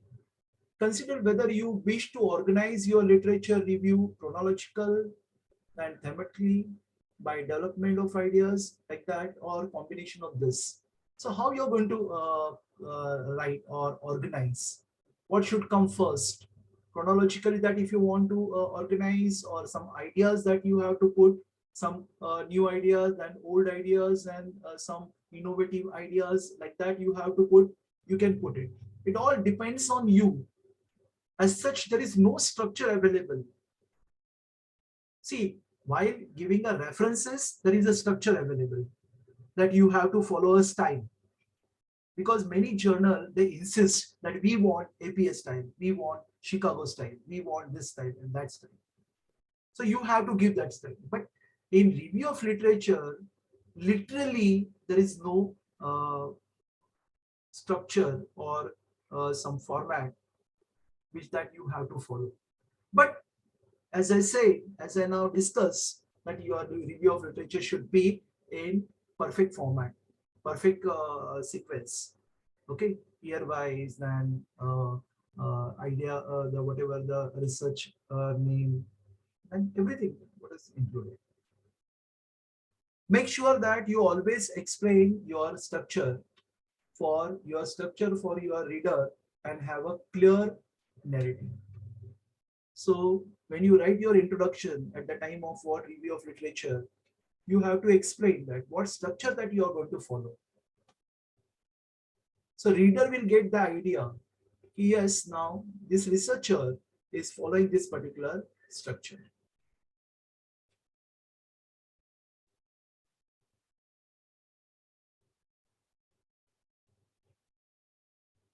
Synthesize the literature prior to writing your review. So you have to synthesize, you have to collect, you have to arrange before writing or before reviewing, writing your review. Using the note that you have taken and summary tables, develop an outline of your final review. Prepare an outline. In what format, how you're going to organize, how you're going to write, what point should come first, what should be included in your review. That you have to analyze, that you have to synthesize. Now the following are the key steps as outlined by Galwan. So Mr. Galwan has given some outline how you have to keep steps. Consider your purpose before being to write. Consider how you reassemble your notes, create a topic outline that tracks your argument. So what many things that we have already discussed. So here the another researcher, those who have made a research on review of literature. He has given some steps. As per his steps that we have to follow this thing. He has given some 11 steps there. Within each topic, heading, note, differences among studies. Within each topic, heading, look for obvious gaps or areas needing more research. He has suggested that every topic, what should be included, what should be there. Plan to describe relevant theories. Some relevant theories, not irrelevant. Whatever the relevant theories are there, try to explain it, try to describe it. Plan to discuss how individual studies related to an advanced theory. That you have to relate with individual's theory with the advanced theory also. Comparison. If mostly it happens in the economic subject, that if the advanced theories are there, some individual theory studies are there, that has to be related with that advanced studies. Plan to summarize periodically. Periodically, summary should be there.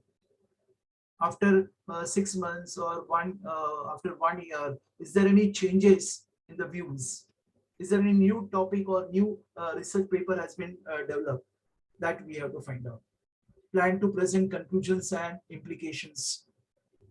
You have to plan to make a conclusion, whatever the conclusion derived from that research paper, and suggest a specific direction for future research. So these are the points you have to take into consideration. Writing the review. While writing the review, importance of the topic that you have to take into consideration, distinguish between research finding and other sources of information. You have to make a distinction that your research finding, your means that literature, review literatures, research finding and other sources of information. Is there any difference? Indicate why certain studies are important. In your review of literature, that you have to indicate certain studies are very, very important because of certain reason, because which is related to your topic, which is related to your research. If you are commenting on timeliness of the topic, be specific in describing the time frame. If you are framing the time for your research, that also you have to mention over there. So many things that the researcher has to do for review of a literature. Discuss other literature review on your topic, other literature also. Say from my topic is based on accountancy. So suppose if I want to find out some topic from the other areas, that also we have to take into consideration for review of literature. Justify comments such as no studies were found. If you say that many researchers, they said that no studies were found on this particular topic, you have to justify. Somebody may ask you, that study was there, and why you are saying that the study was not there? It happens in one Viva was. One of the researchers said that no study, such study has been taken place. So one viewer, one scholar, he stood and said that, sir, I will tell you 10 studies on this particular topic. Why you are saying that? So you should have a justification for that. No. I said that is right. Why? Because these are the things that I have just gone through all this review of literature and I didn't find any topic on my research. Again, avoid long list of non-specific references. Non-specific references don't take into consideration. If the results of the previous studies are inconsistent or widely varying, cite them separately. You have to state it is separately. If it is inconsistent or widely varying, some variations are there, you have to keep separately. Near the beginning of the review, and state explicitly what will and will not be covered. So you have to begin with the review, that what should be included and what should not be included in the review. Specify your point of view early in the review.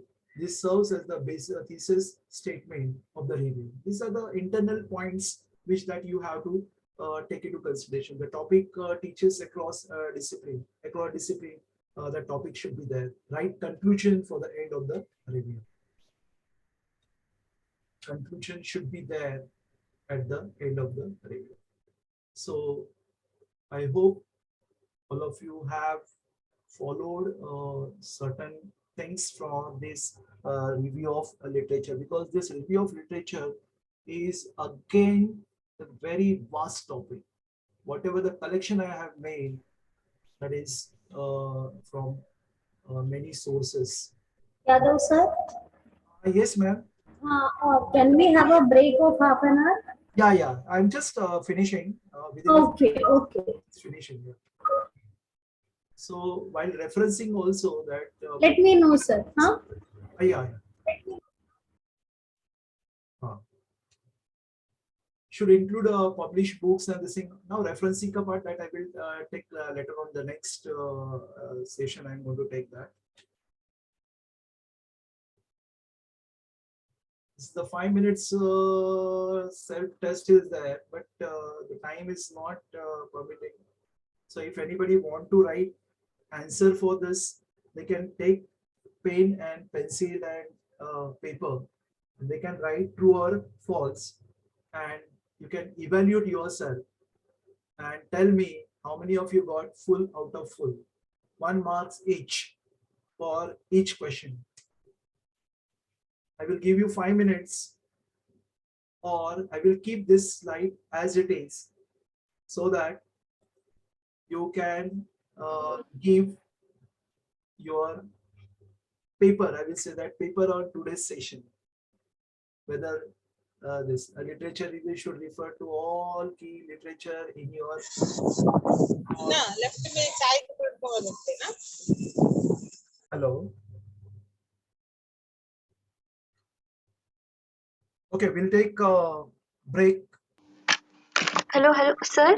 Hiya. Yes. Hello. Hiya. Sir, can you please show me the previous slide, please, sir? Okay, I'll show you. Referencing this one. Yes, sir. Yes, sir. One second. Yeah, yeah.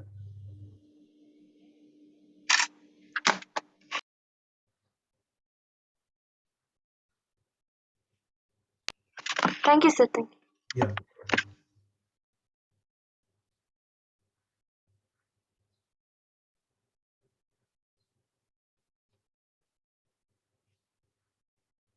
Okay, ma'am, we will take a break. Okay, Yadev sir. Yeah. So what time we should come back? Maybe 5:30 will do. Okay, 5:30. Okay. So participants, we are meeting on the uh, same link at 5:30 p.m. Okay. Thank you. The participant can take a snapshot of this and do some Yes. homework. Yes. Yes. Yeah. Sure. Thank you. Thank you.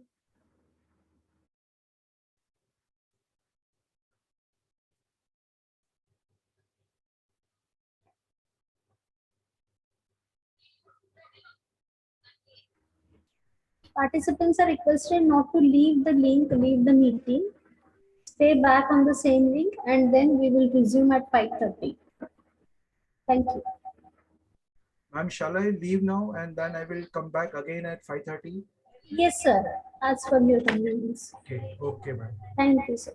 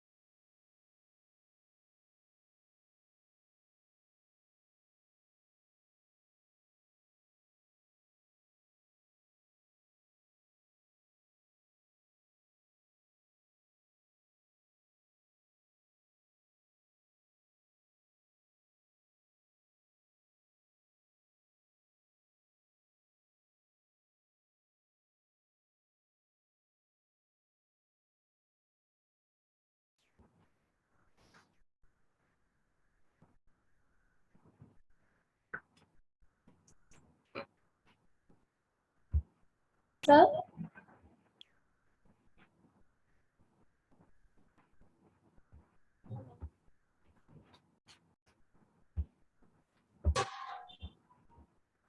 Hello? अनया ma'am. हाँ sir. हाँ एक minute मी तुम्हाला co-host करते.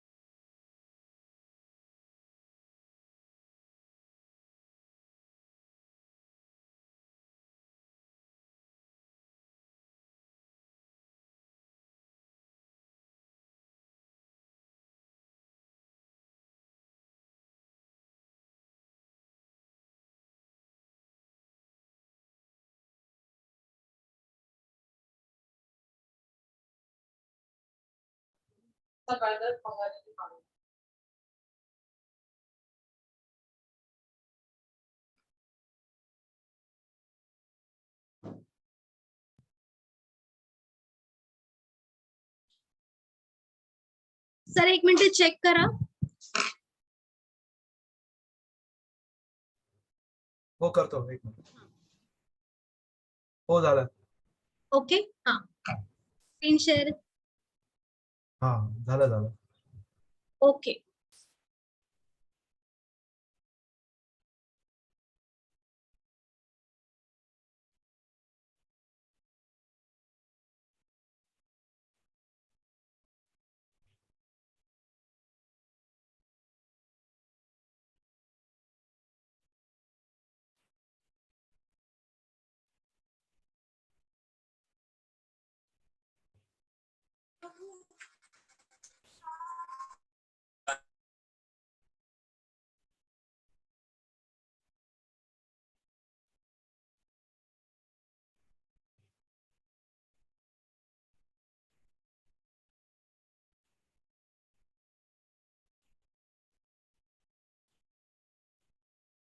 Just a minute. Huh?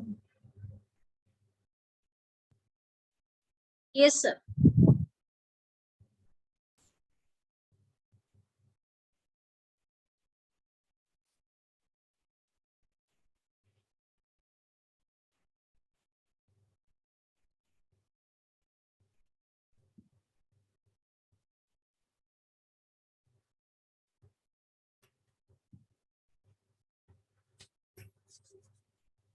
Anaya ma'am, is it हाँ. visible? Yes sir, it is visible. Yes. Chalo. So once again, good evening to all of you. And now I will begin with a very interesting subject, very practical topic. And I will give a guarantee that you will not get bored in this session, because it is a practical one. Whatever the two topics I'm going to cover in this session is very interesting and very new for all of you. Some of you may be knowing some techniques, but many of the researcher I found, they are not aware of all these tools and techniques, as well as plagiarism. So good evening to one and all present for this workshop. I will begin my presentation over here. Not only presentation, but along with some practical I'm going to do over here, so that you will get exactly what to be, what to do. See, I always put myself on the other side and used to see that what I'm going to learn today, new things that I'm going to learn today. Because I believe every day is a learning day. I believe always that You have to learn one new thing every day. As a researcher, as a teacher, as a human being, you should keep yourself updated. So today evening, the topic is reference management tools.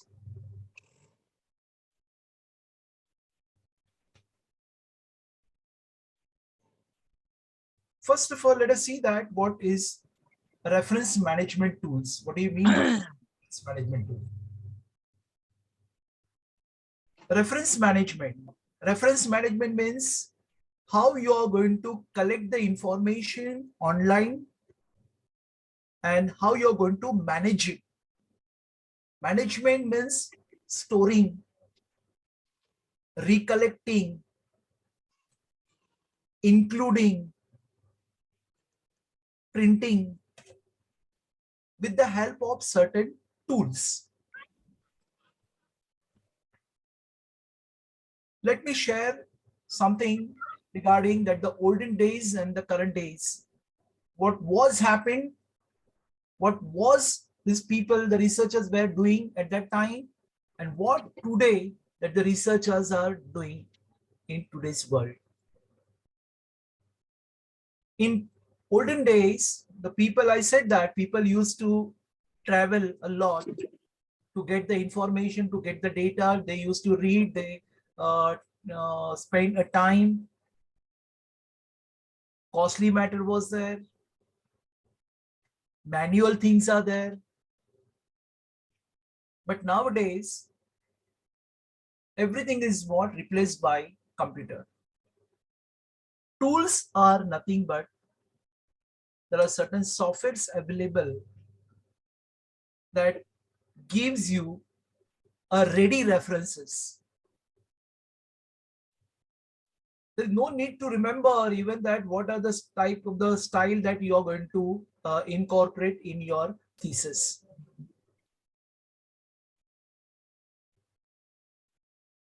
So reference management tools means what? Whatever the references that you are capturing from internet, how you're going to organize it, how you're going to source it, save it, and how you're going to insert as a citation in your work, and how you're going to create a bibliography.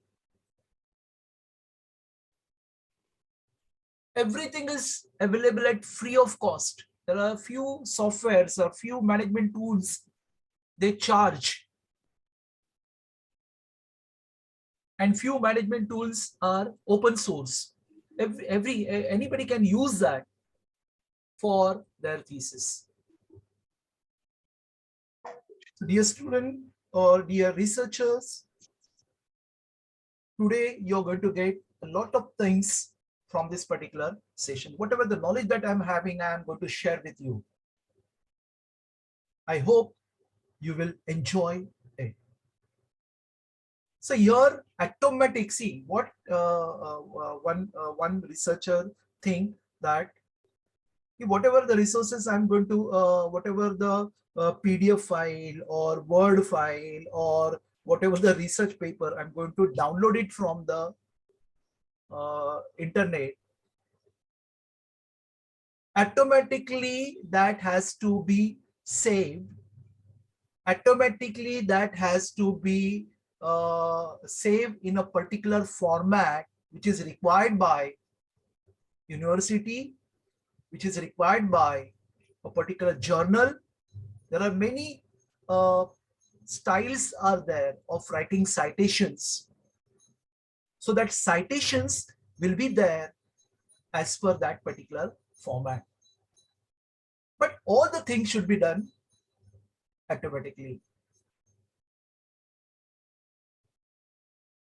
When I started my career as a researcher or doing some PhD, I come across with Microsoft Office, and in that Microsoft Office, I come across with a very handy tools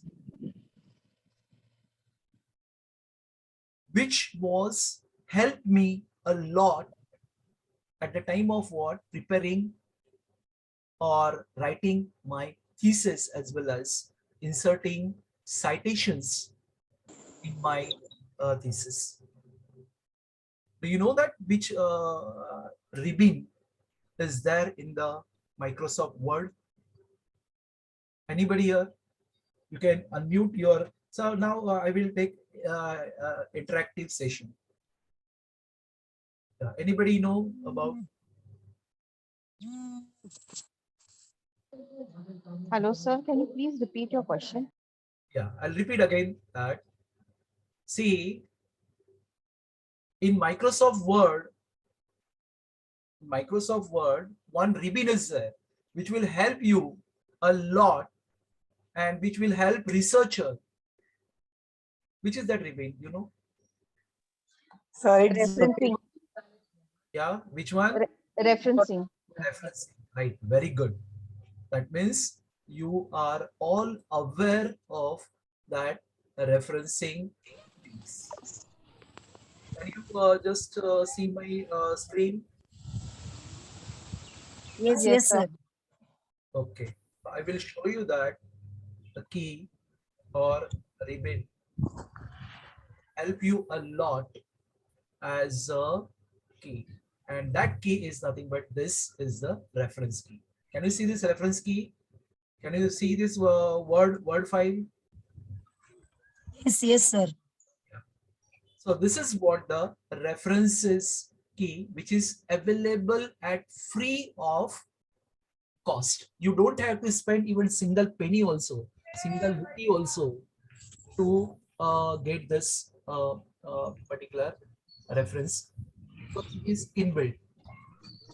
So many things are there. You can create a table of contents, index while you doing or while you're writing your report or your project or your thesis.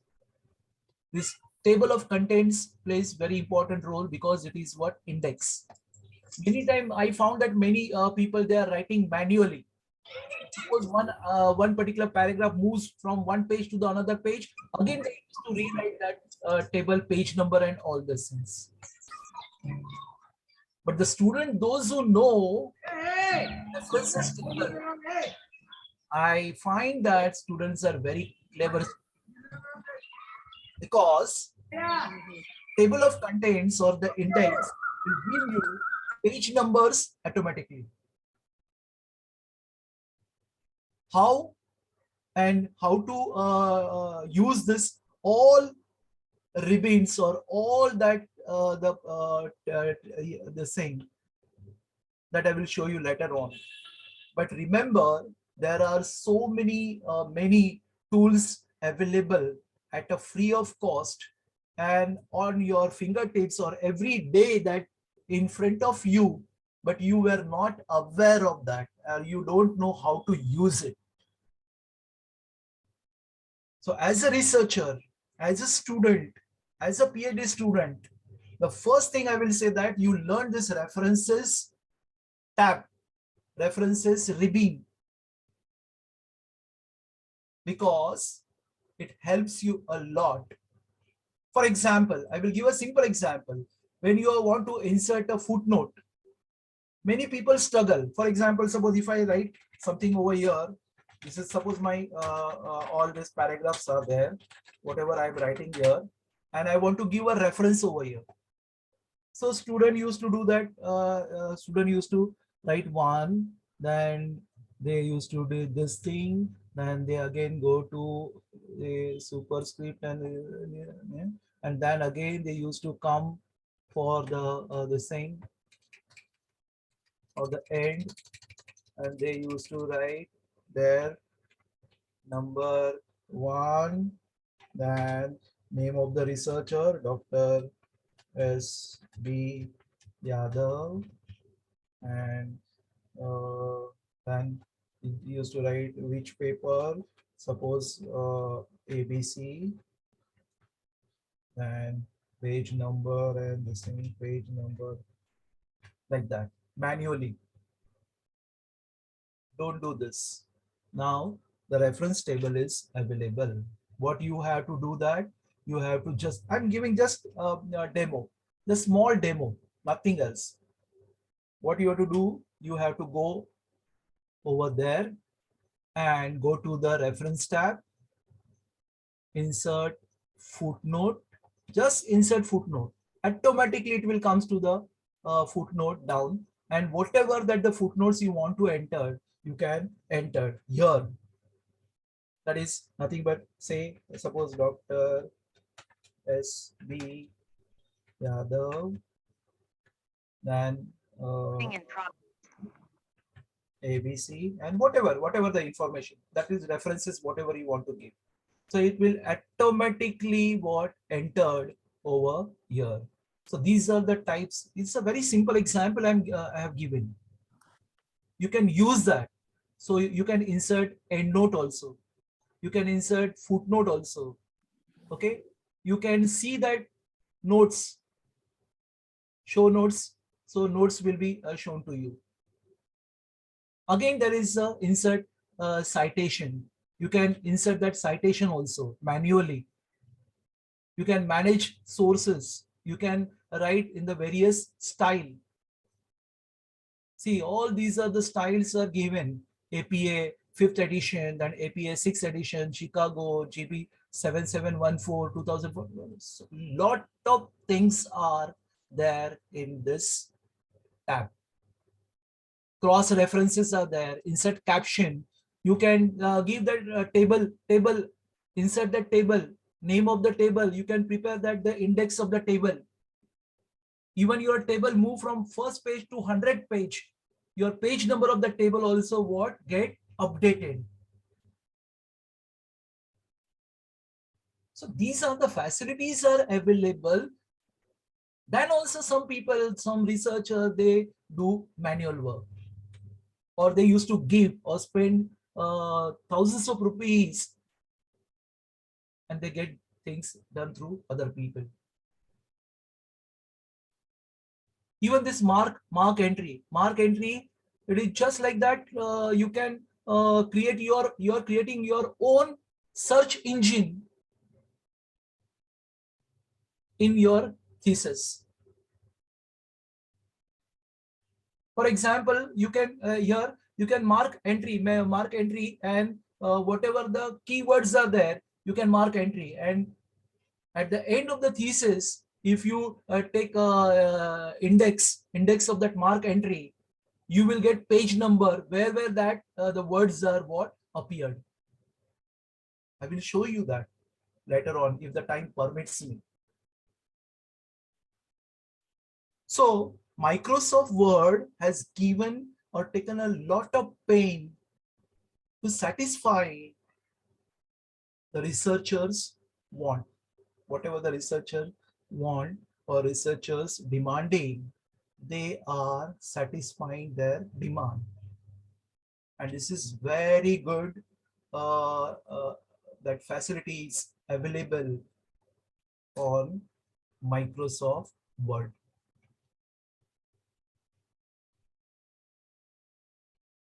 Even you can insert captions to a particular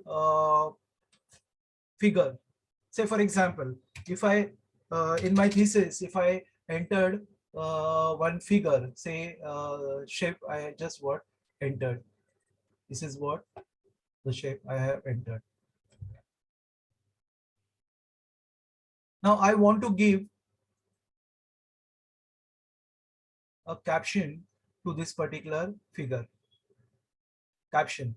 What is that caption? Suppose this is triangle.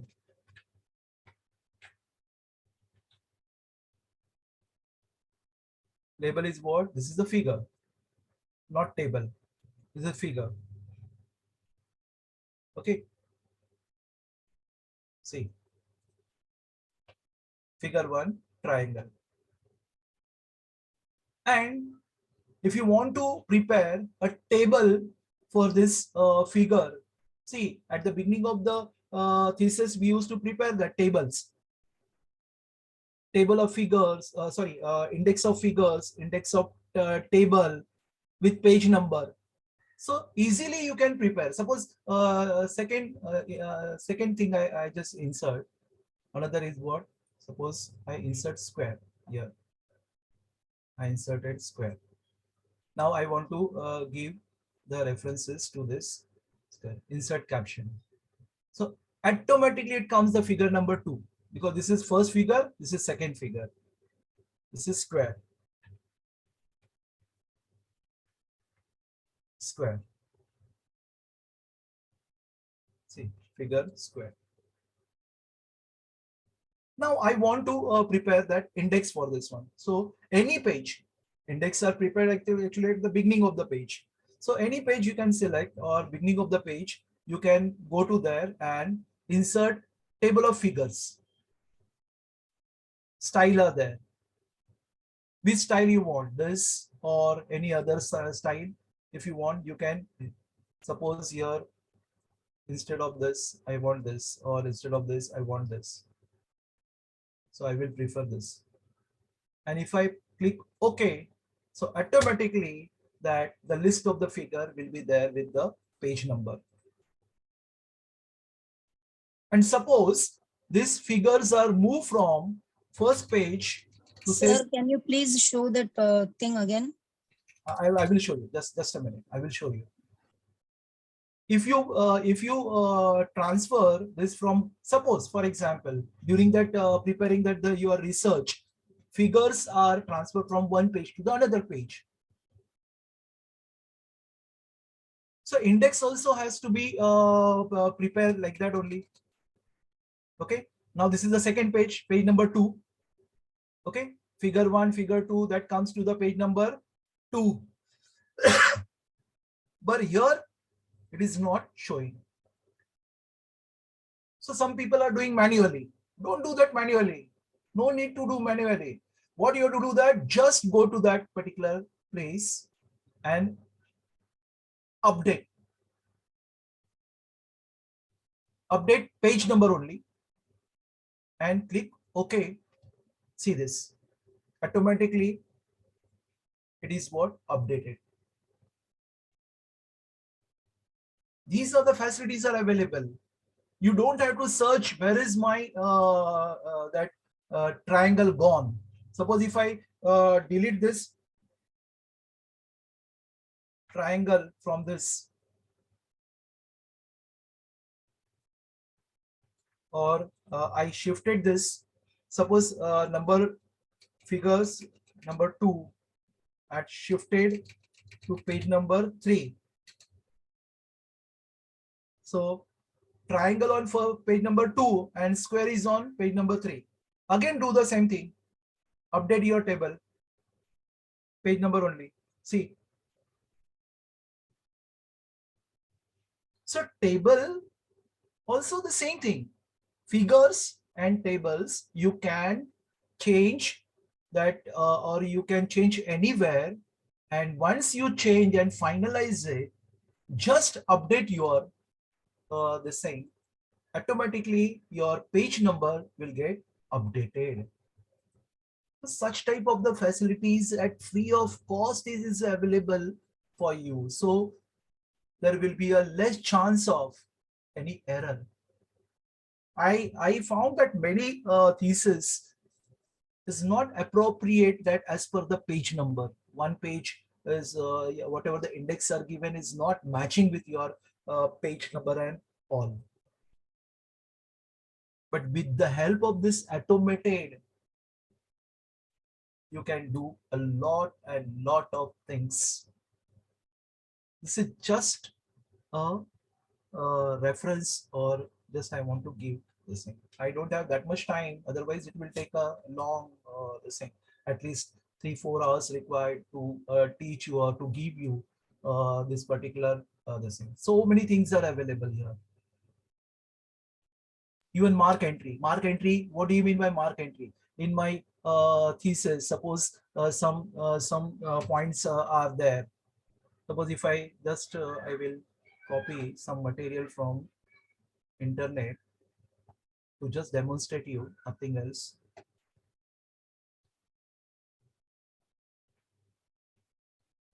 suppose mutual fund. Mutual fund.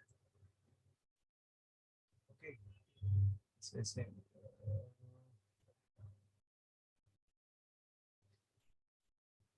Suppose moneycontrol.com. If I go, if I copy some material from there, just a minute.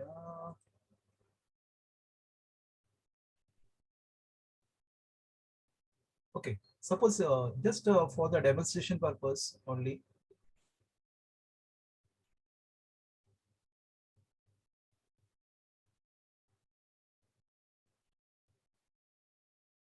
Mutual fund meaning.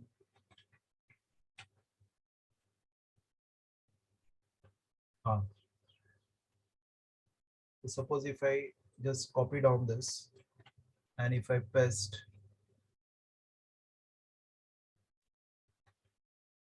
okay.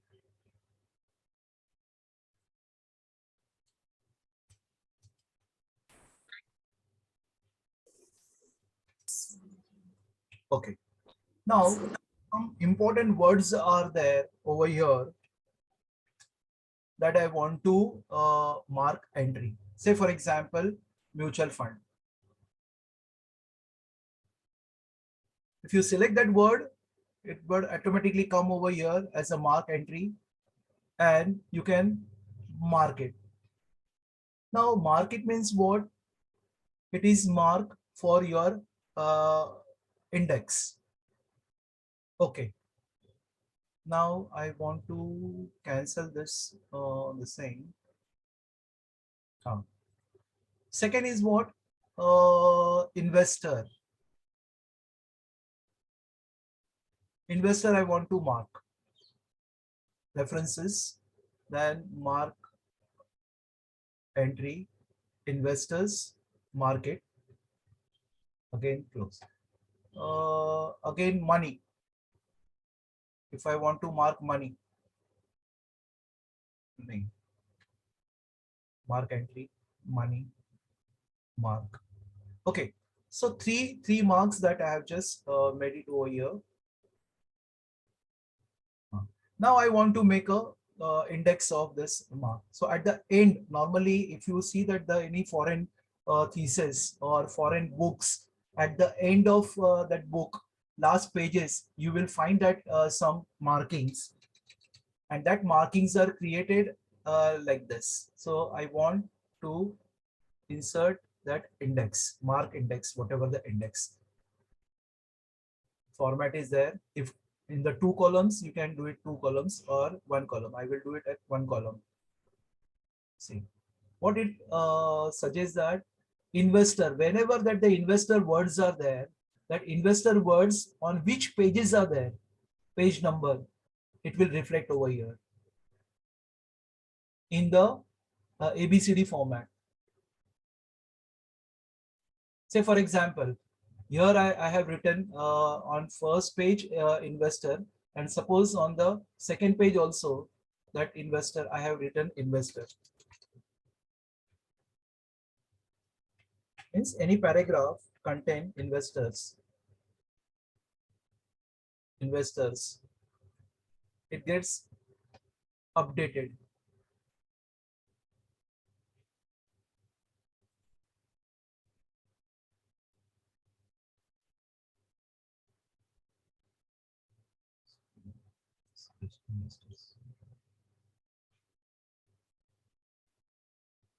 It should get updated actually. Something is wrong. Exactly that it's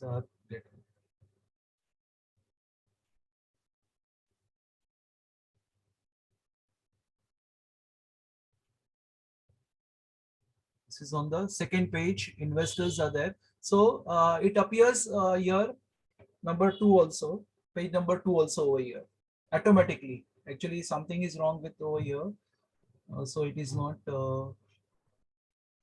money, something is wrong. 1 minute. Yeah,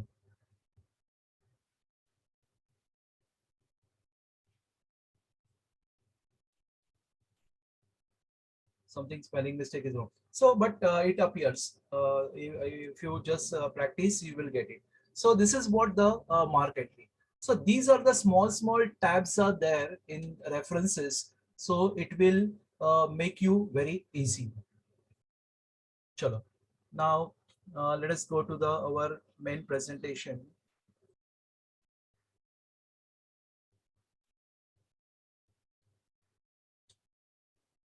Okay. Now the next thing is that why need of reference management tools? Why reference management tools required? Now enhance the presentation and citation. So whenever citation is there, whenever the presentation is there, it gives you a extra benefit, extra things, enhancing your quality of your research work, or it is very easy to the readers to search for this references, to give due credits to authors. Now, to avoid plagiarism, that always whatever that things that you are taking from other work,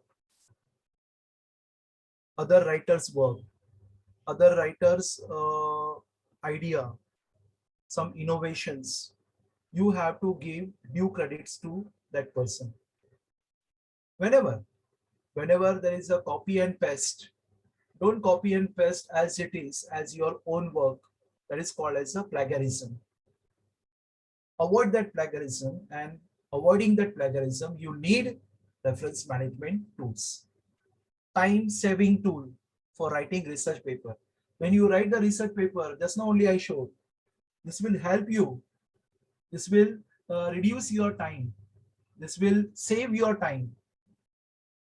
And that's why reference management tools are what are required.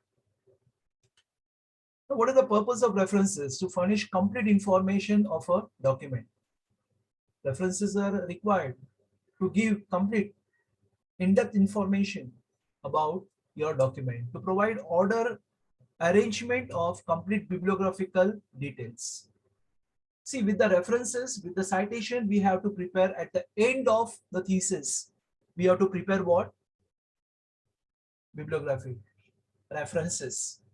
So while preparing that references, or by preparing that the bibliography, you require these tools. To support any statement made in the work which adds to the authenticity of the work. In research work, sometimes we make some statement which is very innovative, very new idea that we have developed. To support that, we require this tools, authenticity of your work. On what basis that you are saying that your statement is what, right or correct? So to prove that, you require this citation. Do I need a reference management tool? Yes. Why? When? Do you have a large piece of writing to do? If you have, see, voluminous work, and that voluminous work that you have to, voluminous writing is there, complicated that formulas, complicated figures are there, large piece of writing, then you require this management tool. Will you need to use lot of different sources? So different sources. Sometimes you are taking from internet. Sometimes you are taking from print media, print journal, books. So required reference management tool. Do you something forget where you found a quote? Sometimes happen.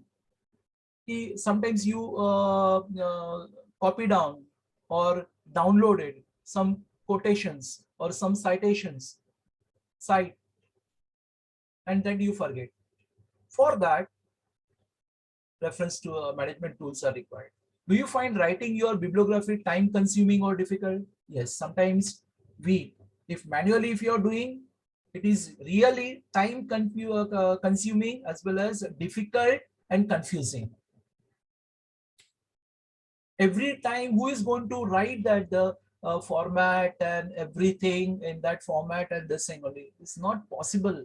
Manually, it is not possible. It's possible, but it is a time consuming. And for that, management tool, reference management tool is required.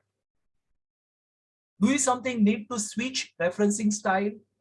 Sometimes we required APA style. Sometimes we required Chicago style. Sometimes we required some 7th edition style. You want to shift from one style to the another style. Manually, it is not possible. Manually, again, you have to rearrange. But there are certain software like Zotero. It is possible.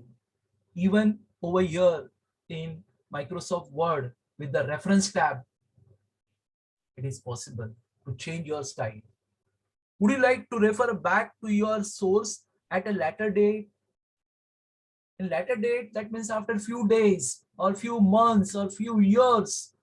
If you want to look back or you want to refer back your own citation or your own work, then reference management tool is required. Otherwise, you have to go manually.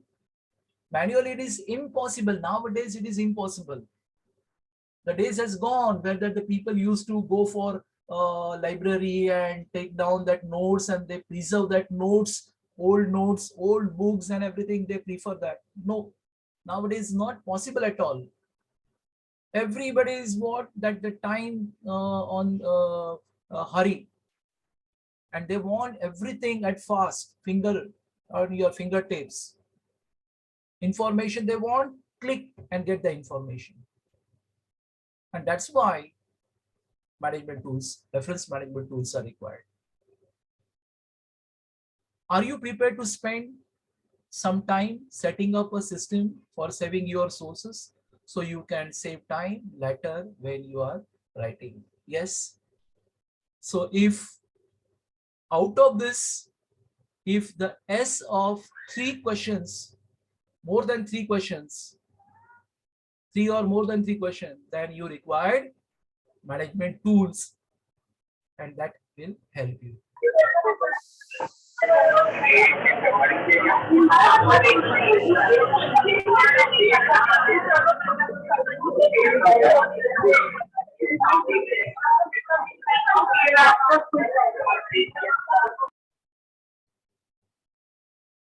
Now, which management tools that you should choose?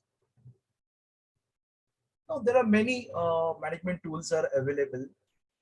For example, the popular one in India or among that the researchers are Zotero, Medley, and EndNote.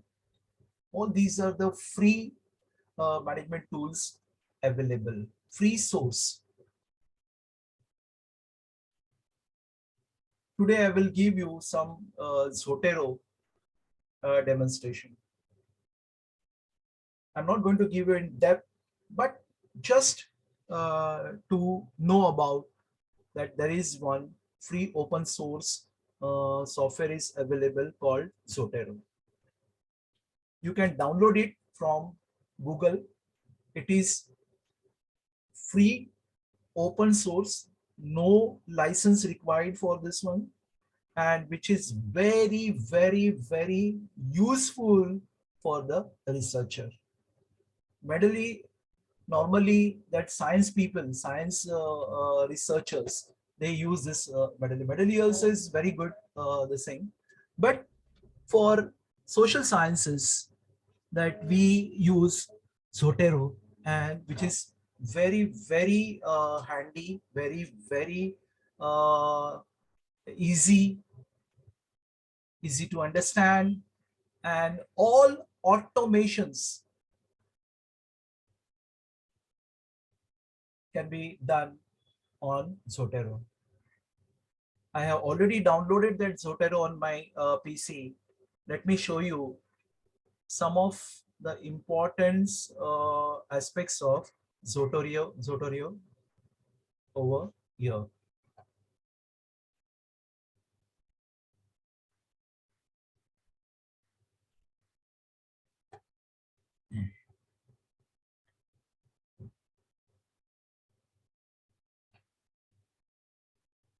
See, after installing that Zotero, Zotero installation is very important, very simple, very simple. Just go to Google and write Zotero, download. Here, download Zotero. You will go to, or they will take you to the original site of Zotero, zotero.org, download. And here you have to download this first. Okay, for window, Zotero 6 for window. And next one, because this available for your Linux also, Mac also, if you are having that tab, Apple, this is available on that also. Then you can install Chrome connector. There is a connection in the Chrome you will get. This is my Chrome browser. So here you will get Zotero extension. See here. After downloading, installing this Chrome connector, you will get Zotero connector over here automatically. So whatever the citations or whatever you are downloading, that PDF or downloading Word files or everything, that is automatically, if you just want to install, want to save, it is automatically saved from this connector. And once you download, you will get this type of shortcut. Click on that. I'm just giving a demo, only a few the same for this type of interface you will get. Okay. See the beauty of this Zotero. Say for example, you are doing some PhD work and you want some references. Okay.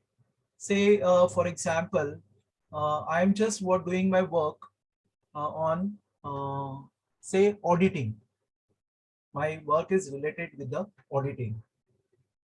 So here, how you will enter, or how you will find out, or how you will make a citation. This is just for your citation work. Citation in a particular format, APA format or Chicago format, or whatever that format. That's so many formats are available.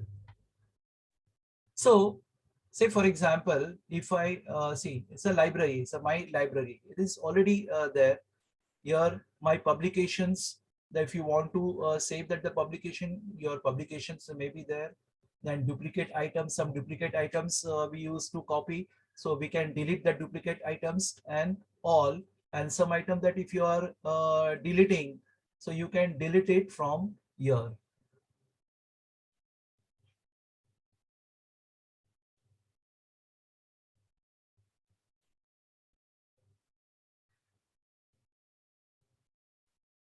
Okay. So suppose if I want to enter some citation, there are three ways that you can enter. The first way that you can enter manually. Okay.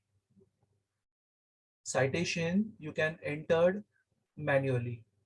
Second, that you can enter through some, suppose Google Scholar is there. From that you can enter from through Google Scholar, and you can enter. I will show you how. For example, suppose if you go to that Google Scholar,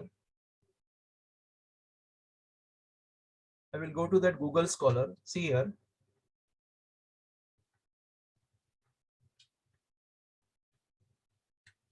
Google Scholar. If you open that Google Scholar, you know that Google Scholar is a search engine for most of that researcher. And suppose if I want to search some papers, some research paper on the subject of auditing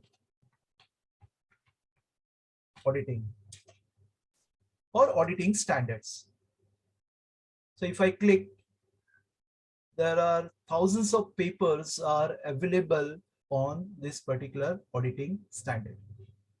Now these are the papers are available. These are the some sources are there. that I can download it. Some of them are at PDF, some of them are at this thing. See, PDF file, PDF file. These are also PDF. Some HTML files are there. Now, suppose few of that I want to take to my Zotero or in my library, Zotero library. What you have to do that? You have to go to this extension, and in extension you will get this Zotero connector. Just click it. Whatever these papers are there, that papers that will show in that Zotero. From here you have to what? Select which paper you want to take it to the Zotero for your reference. So all with journal name, author name, publication year, page number, whatever the information is required as per the APA style or any style, it will be saved in Zotero. See, I am giving a very simple this thing. First, you have to install Zotero, then install extension. So this tab will come, extension tab over here, extension in Chrome. Then open Google Scholar. Just search your topic, whatever the topic, related topic. You will get all the topic. Go to that extension and select whatever you required. Say, for example, I want this PDF file. Do auditing standards matter? Do auditing standard matters? I will select this one. Then audit technology and references. Audit technology and references. Then another PDF is there, the economic of setting auditing standards. Once I select this one, you can deselect also. Okay, you can click it again, deselect, select. Just press OK.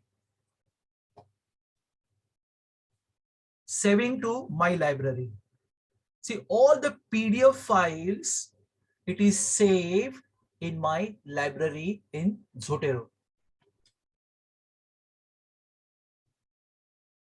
If you want to see, I will show you. See, this is my library, and see this auditing standard, do auditing standard matter. And here you will get all information over here with everything. Item type, it is a journal article. Title, do auditing standard matters. Author name, that is there, Robert, W. Robert and Nachal.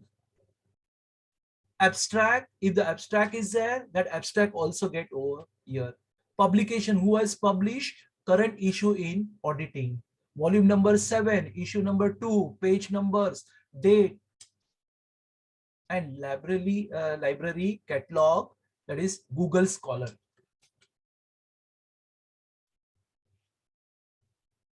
You don't have to enter anything. It is automatically get entered over here. Just on one click. And you can use these references anywhere. Even if you open that the Word file, this is Word file. After installing that Zotero, as well as installing, see how you will get this particular tab, that is also very important. Zotero that tab you will not get unless otherwise if you do one thing. What is that? You have to go to the edit. Those who want to write, you can write. You can go to the edit.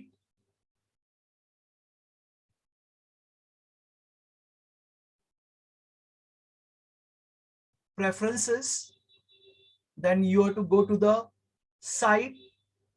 Under Zotero preferences, site, and you will get over here word processor. And here, see, I already installed. So that's why they said that do you want to reinstall Microsoft Word add-in? Why? Why they are asking? Because I already installed. But new Zotero installer has to click over here, and then automatically you will get this tab of Zotero over here. And in Zotero tab, everything is there.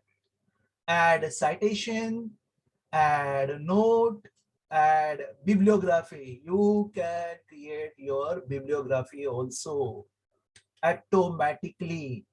There is no need to go anywhere, not even a reference tab also. I have just explained the reference tab just for you because Zotero is one step ahead of a reference tab.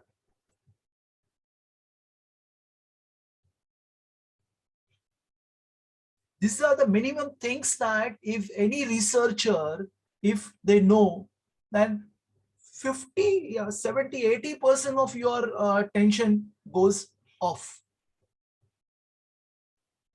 For example, suppose now I will show you. Suppose this is what you have taken a reference. Okay. Now this reference you want to cite. So you can add that cite, which style you required. See here, how many styles are given? So many styles are there. American Chicago Manual of Style 17th edition full note. American Psychological APA style is also there. APA style. You can manage style also. You can take it many other sites also. So I normally prefer this APA, American Psychological Association site. Click OK. Now what you want to refer the citation. Suppose I want to refer that from auditing. So just entered that word, whatever the citations that you have stored in your library, it will appear on your screen. Just select it. Entered. See. Finish.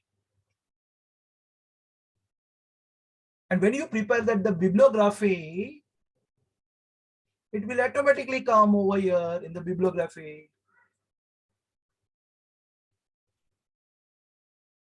Or references at the end of your, wherever you take this bibliography, you can take it to anywhere. It will not change.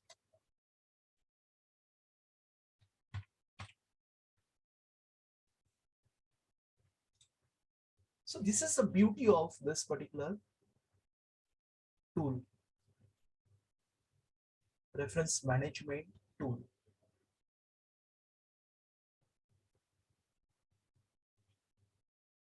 Anytime, anywhere. Suppose, for example, over here, I want to give some reference. I have taken some this from mutual fund from mutual fund this thing. Suppose if I taken this from some site, say costing side, say activity based costing.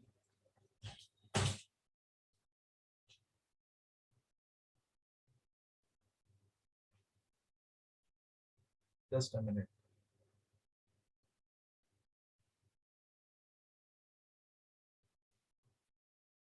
Here I want to cite.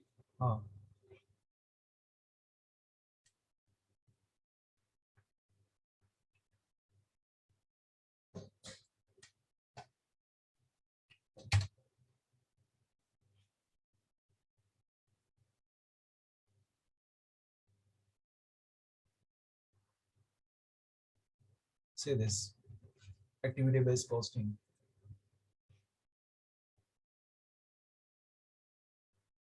Two citations are there. So this is the way that you can Automatically your bibliography is what, see, included, whatever the things are there in API style. So this is the beauty of Zotero.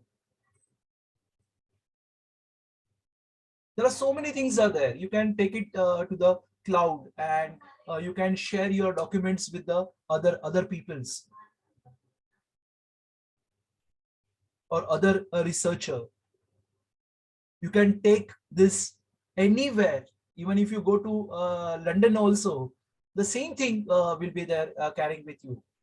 You can you don't have to carry that books and this thing and that thing with you.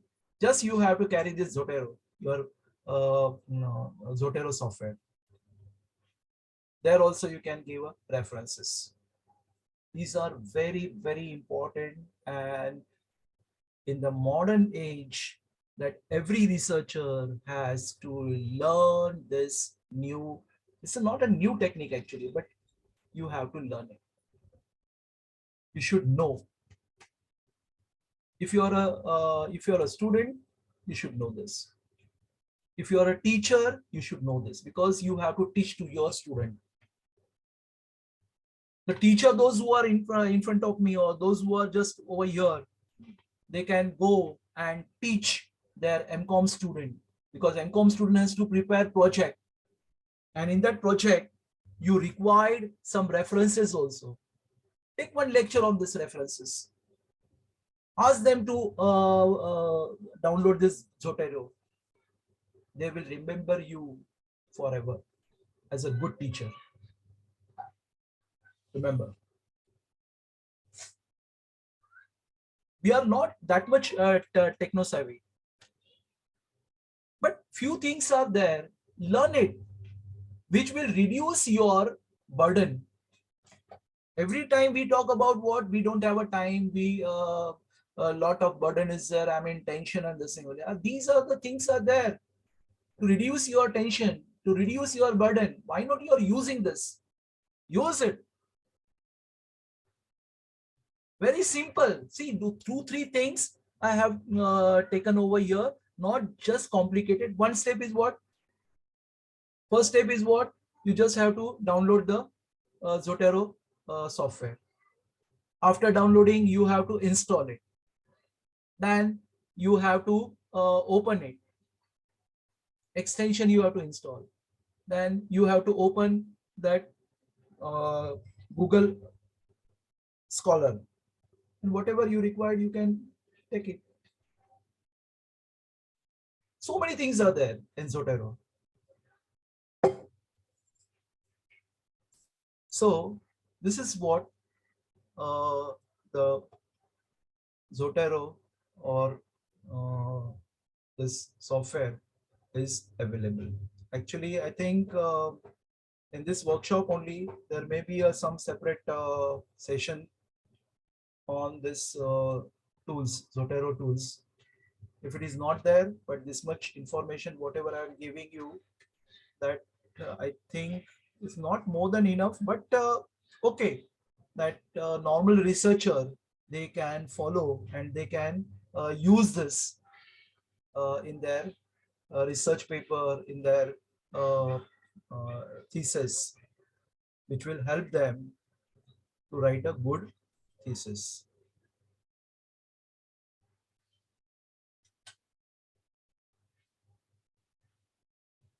Any queries regarding this Zotero? If you have any query, you can ask me just now.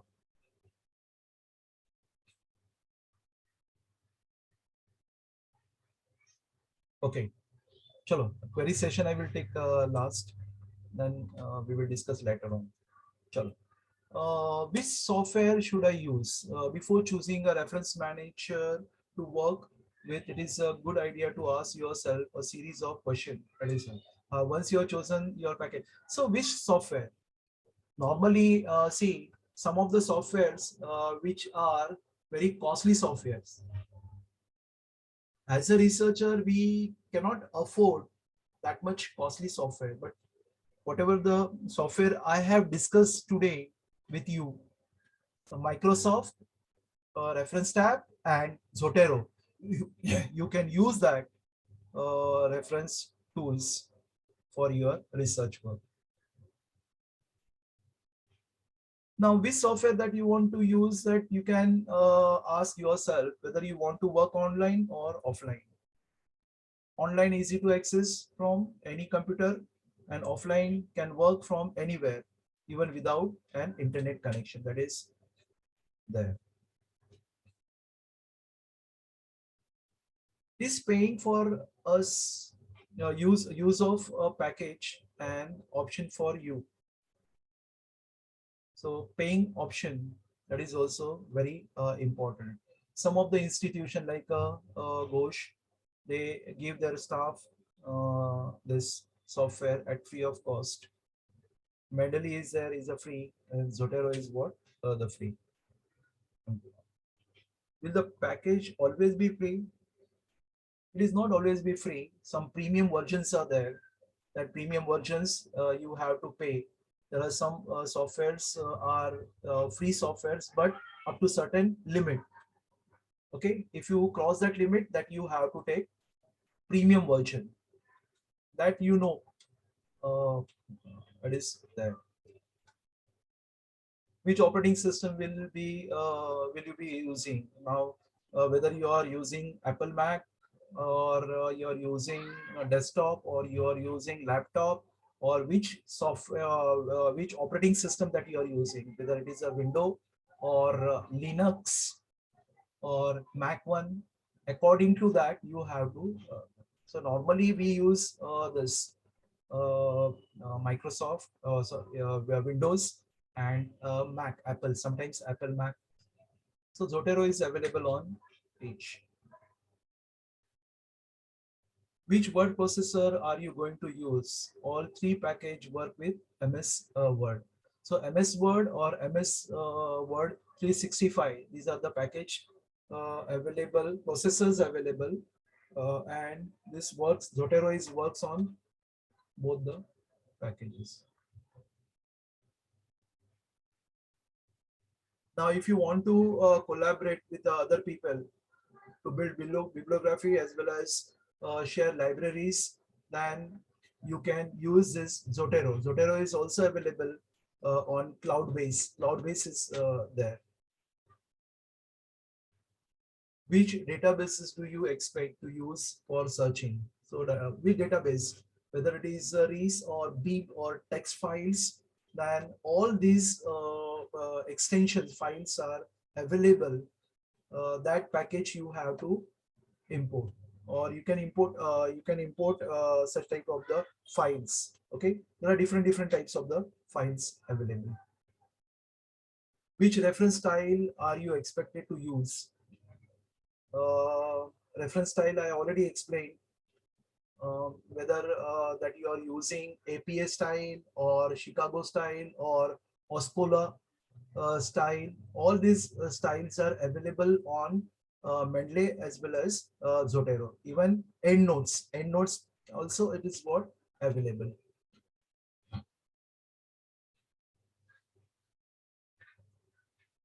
Can you create or edit reference style? So reference style, if you want to edit or you can create of your own, is it available? Yes, it is available in both the software, Mendeley also and Zotero also. So you can use for that. So I have taken some YouTube the same for this my references. So this is the end of first part of second session of reference tools or reference management. If you have any doubt, I will give 5 minutes for doubt. Ask me. Otherwise, I will start with the second session, second part.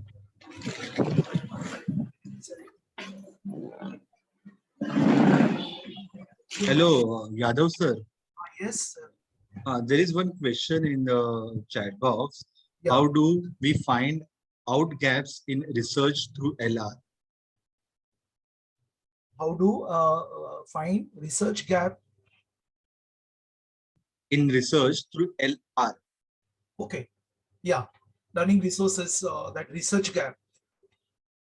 See, that is what the every time whenever that's the students comes, they ask me about this research gap, and it is very a common thing that your research will not begin uh, without finding that the research gap, and especially on that learning resources whatever are there, that you have to find out. See, as in my last presentation, I have already explained you that you have to take out certain keywords from your topic, and you have to search on different search engines, take down whatever that the resources are available, resource materials are available, go through that it properly, arrange it properly, and from that you can find out that research gap, and that you have to pick up, and you have to start with that. Sometimes it is very difficult because of the research topic that you are searching is a very vast topic. Okay, but if you analyze it, if you save it properly, or if you categorize it, or if you chronological, that if you maintain that, and if you read from the timeline, okay, from old one, the new one, and the recent one, so you can find out from this that research gap. Finding out the research gap is one of the very important thing over here, and that required your patience, your attitudes or towards that, finding that the things from the available resources that is there. Anything else? I hope that I have, yeah. Anything else, sir? Just a minute. Yeah, any, Hello, okay. sir. Good evening, sir. Oh yeah. Sir, you are able to hear me? Oh yeah. Sir, my question I have posted in the chat box also. The Ah. question is this: suppose if I'm using a Mendeley for referencing and listing out my resources, and suppose in midway if I download the Zotero, and can I import my resources from Mendeley to Zotero? Ma'am, frankly speaking, Mendeley I have not used any time that Mendeley. Only Zotero I used to use, but some softwares, they are having that facility to import that database. Yeah, because for example, there is a software called SiteFast. The Yeah. SiteFast, the references can be imported to Mendeley. But I'm just curious to know, can we do the same thing with because that Zotero was the way you had explained to us. I was able to figure it out like it is easy. So can we import now? We have already having a list of our resources in the Mendeley. Can we use that too? Zotero was my question. And the second thing is, can we map the literatures in the Zotero, sir? Yeah, literature that mapping, just I'll tell you, I forgot that. You can make a folder, okay?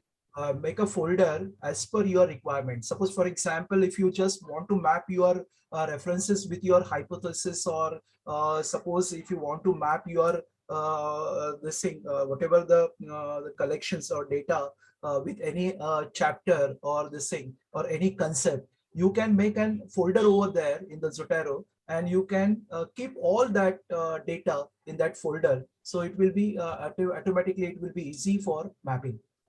Sir, but in Mendeley, we will be getting as like a tree diagram or a mapping diagram. We are able to map. Pero it is not the thing. Yeah, that's why I say that Mendeley normally they science people used to follow or use that Mendeley. But it cannot be done in Zotero, is it? That the graphical representation of references cannot be done like how we do it in Mendeley, cannot be done in Zotero, is it? As such, today, as on today, I have not operated that this thing. Okay. Yeah, thank you. Thank you so much, sir. Thank you, ma'am. Anybody else? There is no question in the chat box. Okay. I think, So- madam, 1 minute, sir. One question. Yeah. Adil Farooq asking. Adil, you can unmute yourself and ask to sir. No problem. Adil, hello. Hello. Adil, you can ask sir. Sir, no. Hello, sir. Hi, Basically, I've just added to your point, that is literature review. That, sir, basically literature review also, sir, has a great effect, sir, on the hypothesis also, which basically we are going to select as well, sir. Yeah. Yes, sir. Because if, sir, we basically have a lot of literature review based on our research we are conducting, sir, Yeah. then, sir, I think, sir, we can go, sir, with alternative hypothesis as well, sir. Null. And yes, sir. And if, sir, we really do not have enough of literature review based on our research question or problem statement, sir, then I think, sir, we'll have to, sir, go with null hypothesis. Yeah. That's, sir, what I just wanted to add, sir, to the chat. See, okay. Your question is that if the literature is not available, and suppose some literatures are giving you a alternate hypothesis, then only that alternate hypothesis that we have to put, and null hypothesis is not going to be proved, like that. What you want to ask? No, sir, no, sir. I have just added my one view, sir. Yeah. That is the information I've just given, sir. Just the things that I added, sir, in Okay. literature review, sir. Okay, literature review, right? Yes, sir. Yes, sir. See, Sir, basically, he's not asking question, just added in just your add- information. Okay. Okay. Yes, sir. Yes, sir. Yes, sir. Yes, sir. No problem. Thank you, sir. Thank you. Anybody else? No questions, sir. We can move further. So I will go for next one, and very important. So little bit quick. I will be. That is nothing but just a minute.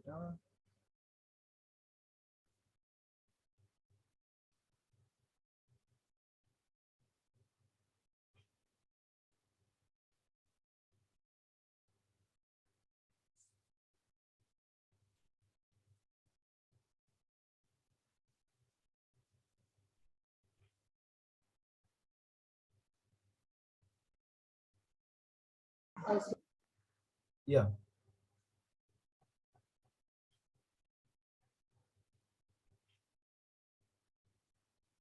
Okay. Can you see my this thing slide? PPT. Yes, sir. Yeah. And the last part in today's session, and very interesting and very, very important, very much necessary also, plagiarism. Student, it is I'm not very happy to note that the many foreign countries, they are rejecting our thesis or our research papers on the basis of plagiarism. They said that Indian people are very fast in copy and paste. They're very intelligent in copy and paste. And rightly, I have an experience that whenever I used to go through that MCOM students, their projects, I found that many people, many students, either they are downloading, copying, and pasting as it is without giving any references or credit to the original writer. They write as it is because of so many things. There are so many reasons are there. But research ethics will not allow you for this. This is not an ethical practice. And that's why University Grant Commission, UGC, has come along with one circular for the students, researchers, or even guides also, that every research paper, every thesis has to go for plagiarism checking.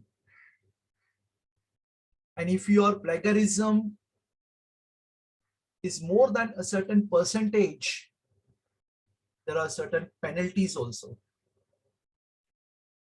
That researcher, that student, or that guide also penalize.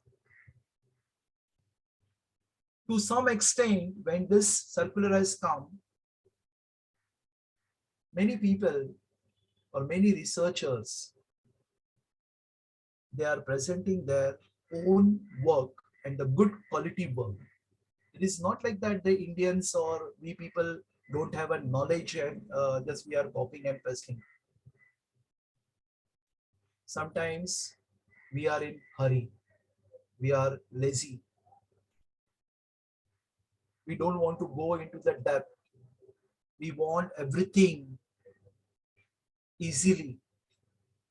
But now the days has gone that you will not get everything at a free of cost or very easily or in quick.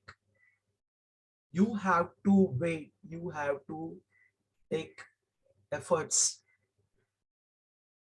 to get a quality research. And that's why this plagiarism is very, very important. So today I'm going to share some plagiarism things. What are the basic citations, types of plagiarism? You should know that what types of the plagiarisms are there. And you should know that steps to avoid plagiarism and plagiarism checkers.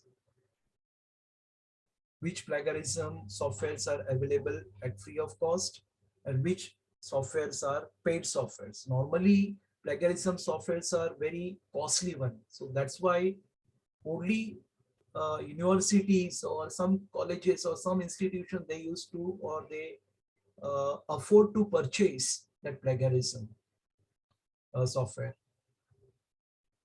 But no problem. Even though if your institute is not having plagiarism software, you can go to the another institute, pay some fees and get your thesis or research paper checked through some plagiarism software. Like in my college has purchased Urkun, which is very, very good, very good. Our librarian, Shri Ramakant Naugare sir, he is giving consultancy as well as plagiarism checking reports. If you come to my institute, they are charging some fees for that. It's not free of cost. So you can get your thesis or your research paper checked with Urkun. So you will find that what are the similarities are there. And let me tell you that in thesis, your similarity should not be more than 10%. It should be less than 10%. And that you have to take care of it. So let us see that. What do you mean by plagiarism? What is plagiarism? Plagiarism is nothing but the stealing information. Chori karna. Through the thought and presenting as own creation without giving credit to the original creator. So suppose that some people are working hard, they are making formula, they are innovating some formula, And that formula, they are just what put it on the website. And we are just what in fraction of second, we copy that formula and we paste that formula in my research paper.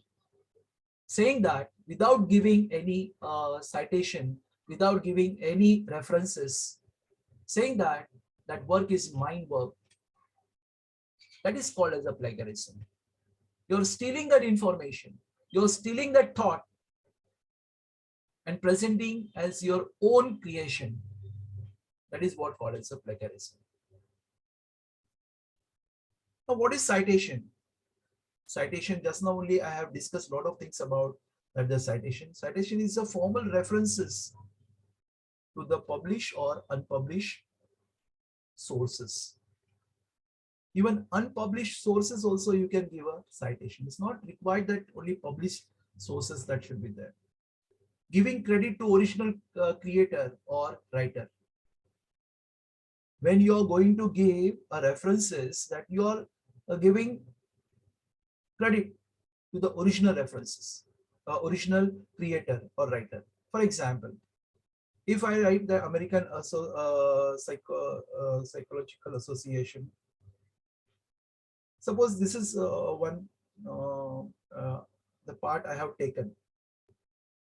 If I'm not giving this name, Stewart and Simmons, 2010, page number 22, or references this is called as a plagiarism.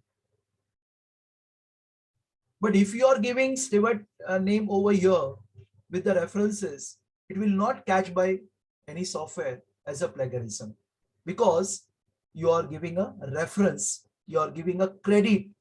You said that this is not my work. I have taken these references from Stewart and Simmons from 2010, page number 22. Go to it and refer. It's not my work, but I have taken this work or taken this particular citation for my reference, for my work.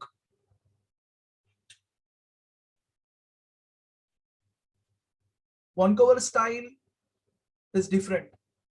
Sometimes what happened, if you write this one cover style and if you go for plagiarism, it catches by plagiarism and said that it is 100%, or sometimes it is called as a global plagiarism. Global plagiarism means you are copying 100% material and you are pasting that. Sometimes some plagiarism software, they are not recognizing this particular things. That time you have to tell them, you have to tell that administrator of software that these are the references I have already given, so he can do at their own style, and your plagiarism will be reduced. The percentage of the plagiarism will be reduced. Citations are very important. Sometimes we used to give that citation, but that citation is not proper citation. Keep in mind, when you are preparing your thesis, give proper citation. Otherwise, that work will be catched by plagiarism software. Even though you are giving credit to the original writer, you have mentioned that references, but if it is not in a particular format, this number one is not recognized by some softwares. In Urkun also, suppose that if you give this particular work for plagiarism, it will give you 100% similarity. So keep in mind that you have to use a proper citation at the time of what? Referencing.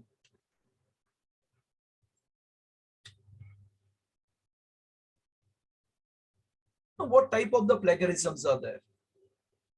There are 6 types of the plagiarism that I found. The first is that complete or global plagiarism. Now, what do you mean by complete or global plagiarism. The person is what careless about the things, and he used to copy paste 100%, not even single word here and there. But just what? Copy paste.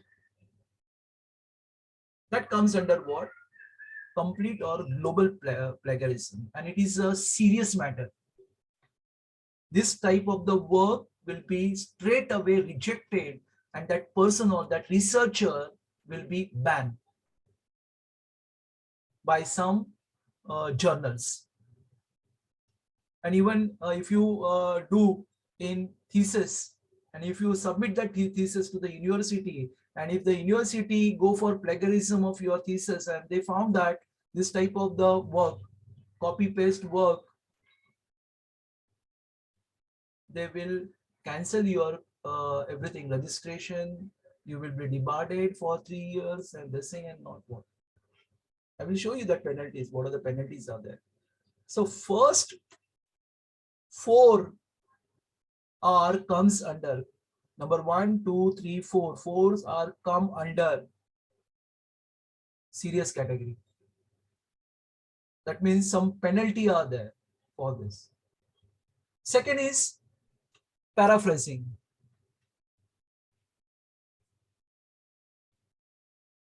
See, complete or global plagiarism is copying entire work and representing that as your own work. This type of plagiarism is a very serious, because you may get the blacklisted by the concerned journal.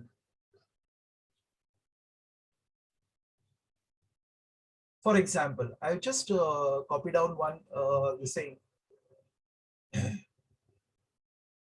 plagiarism software has given this particular research paper as 100% similarity.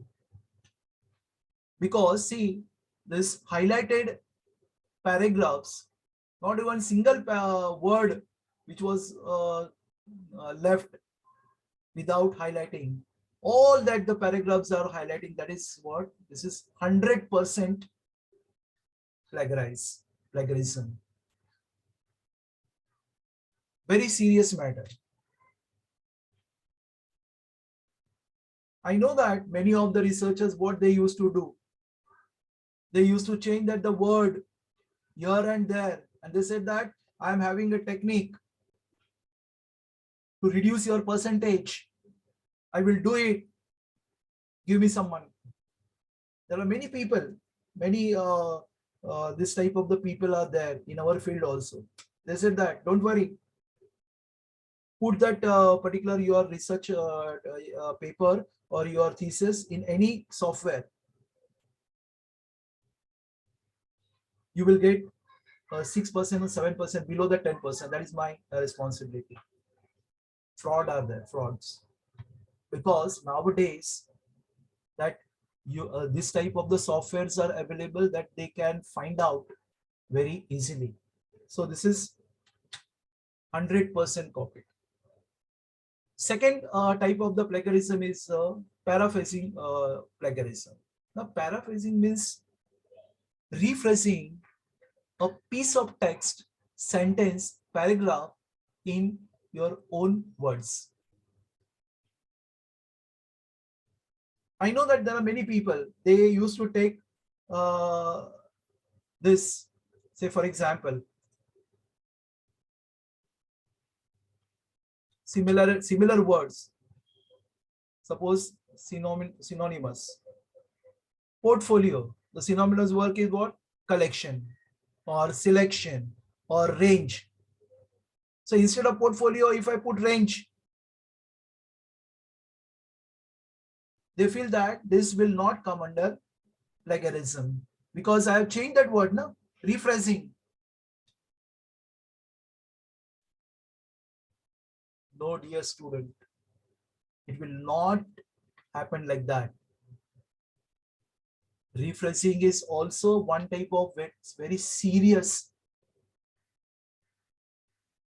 category of plagiarism.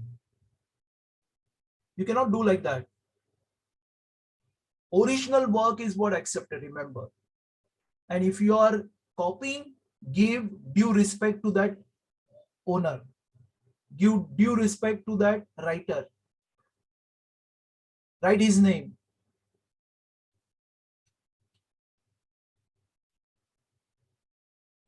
This is called as a paraphrase.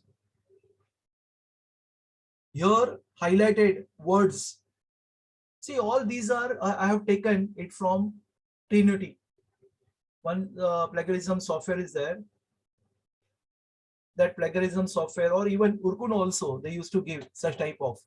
These are the repeated words, or these are the paraphrasing words. So this is paraphrasing words. They have done this stability where investigated. This highlighted words are paraphrasing. So this is comes under paraphrasing plagiarism.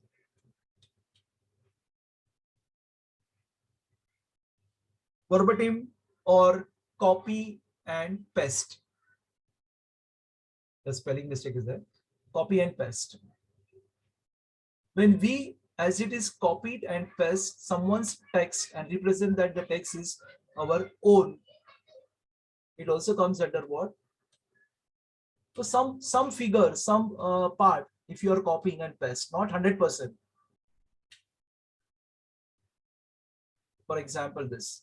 Out of this total, these are the part that the researcher has copied. So this is verbatim or copy and paste plagiarism. So such type of the plagiarism also comes under a serious category.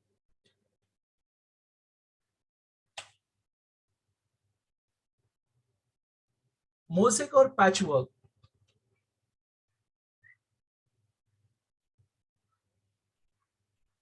Mosaic or patchwork, what is mean? When we copy ideas and thought from different sources and putting them together to create a new text and representing that text as your own text. Some people are very brilliant. They said that we will not copy as it is, or we will not paste as it is. They used to read that 10 papers, and from the 10 papers, if they found some new ideas, innovative ideas, they put together that ideas and they rephrase that ideas in their own words and they write. Just like this. These are the highlighted words which has been what taken as a plagiarism. Okay. These are the words which is comes under mosaic or patchwork. They are doing patchwork. In between they use these words, original, and other they used to word frame in their own words. That is what the patchwork. Another type of plagiarism which is not very serious but unethical, self-plagiarism. What do you mean by self-plagiarism? Self-plagiarism is nothing but that you are using your own work repeatedly to increase your score in H index, I index, which is unethical. Because once you publish your work, that you already got a credit, and once you get that the credit for one published work, the next time again you don't have to take that work. That is comes under self-plagiarism. And UGC has given a notification regarding that self-plagiarism in 20th April 2020 about self-plagiarism. One circular is there. You can read that circular about self-plagiarism. For example, over here, this researcher has used 2 times, the 10 and the 17. Here, they have given it a references, which is their own references. His own paper, again he is giving own references, That is called as a self-plagiarism. You cannot, once you publish your work, let that other people cite you. Your citation should be given by other people. That will increase your score. But if you write 10 research papers, and in 10 times, if you are using your citation in your paper, in your own paper, it is not allowed.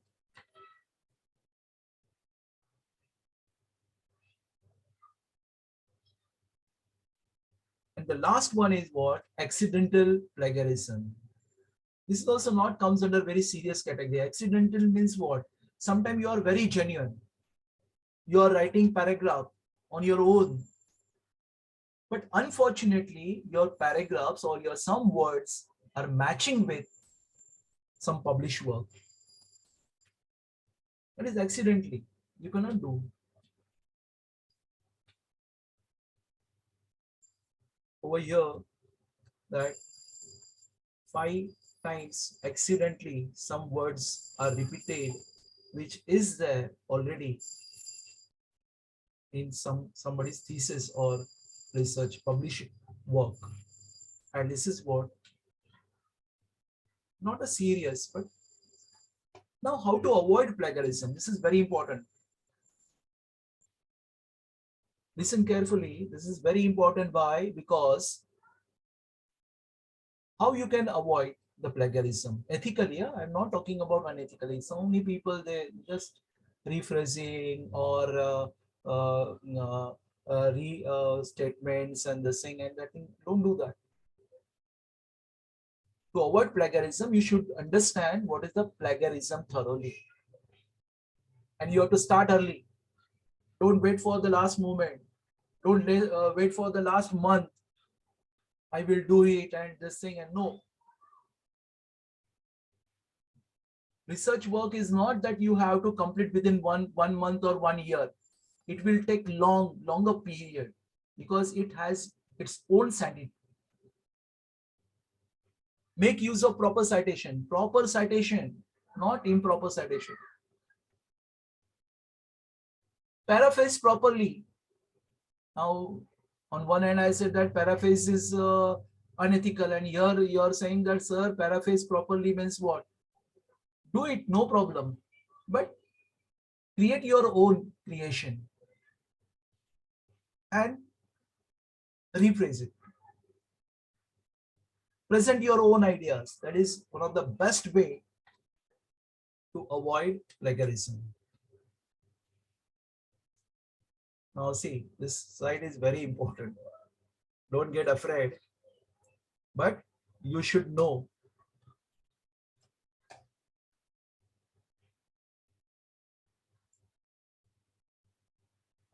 See, University Grant Commission notification, University Grant Regulation of 23rd July 2018. They have given some penalties in case of plagiarism in submission of the thesis and dissertation. Abhi zero level rahega. Zero level means what? Similarity is up to 10%. If your plagiarism report is up to 10%, it is a minor similarities. No penalty is there. Accepted.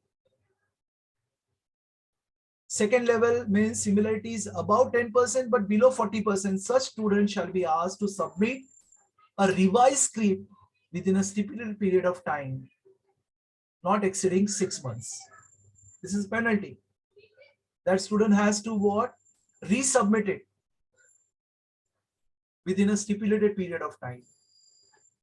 Level 2, similarity is above 40% to 60%.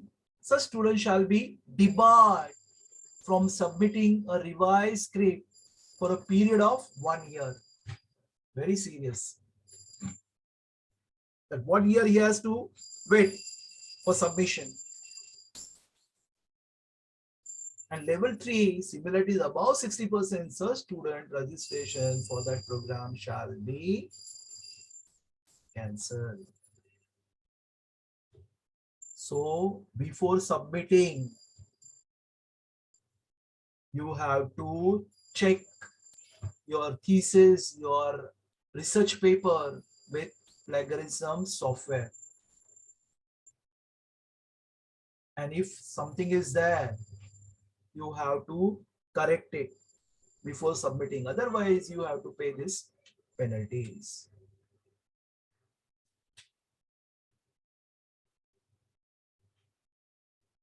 Now, these are the penalties for what? In academic. Penalties in case of plagiarism in academic and research publication.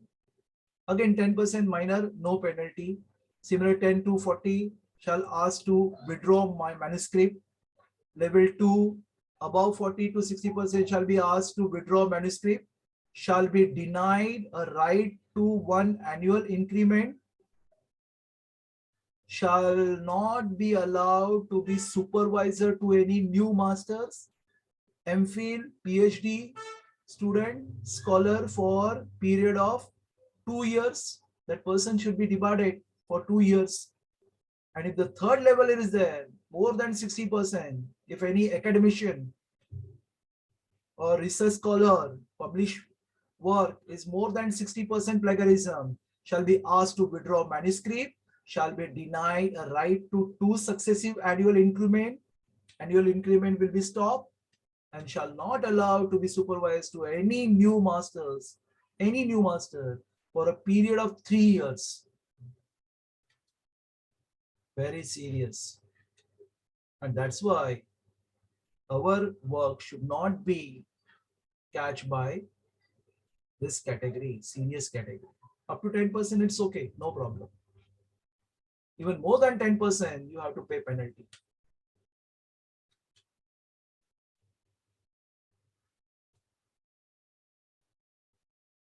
Now, which plagiarism softwares are available? Free softwares, many free softwares are there. But remember, before selecting any free software, 2 things you have to keep in mind. There are many free softwares are available. Duplicator, Copylikes, Plagiarismus, Flag Tracker, Urkud also. Urkud is paid software actually, but up to certain period or certain part, it is freely available. You can use it, but security of your documents is the main part, because once you given your work in one particular free software, and the same work, if you again you want to get the plagiarism, it get 100% plagiarism, because that free software, they have their repository, and that repository again, it is checked by another software, and that another software will give you 100% similarity. The danger part is there, and that's why while selecting that the free software, you should be very careful about it.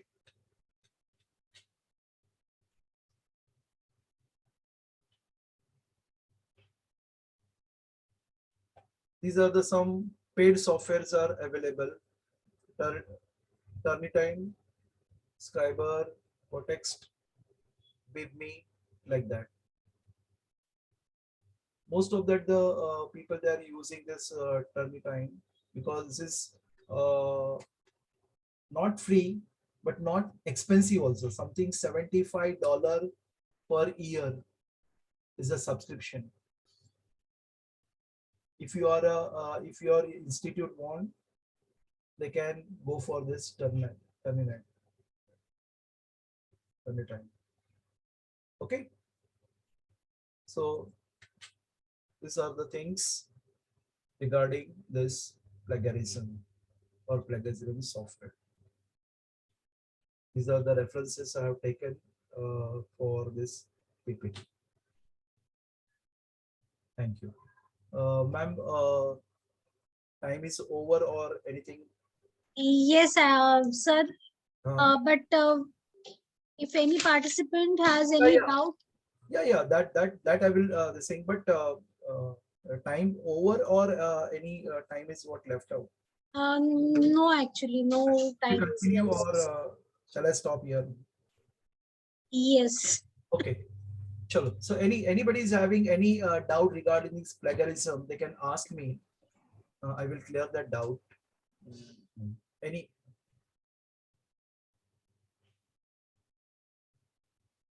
Anybody here in chat box? Dr. Hello, Deepa, sir. Sir. yeah, Anupa Mistry. Yeah. Actually, sir, I have a doubt, sir. Before you told something like pitch work. Actually, I'm facing problem.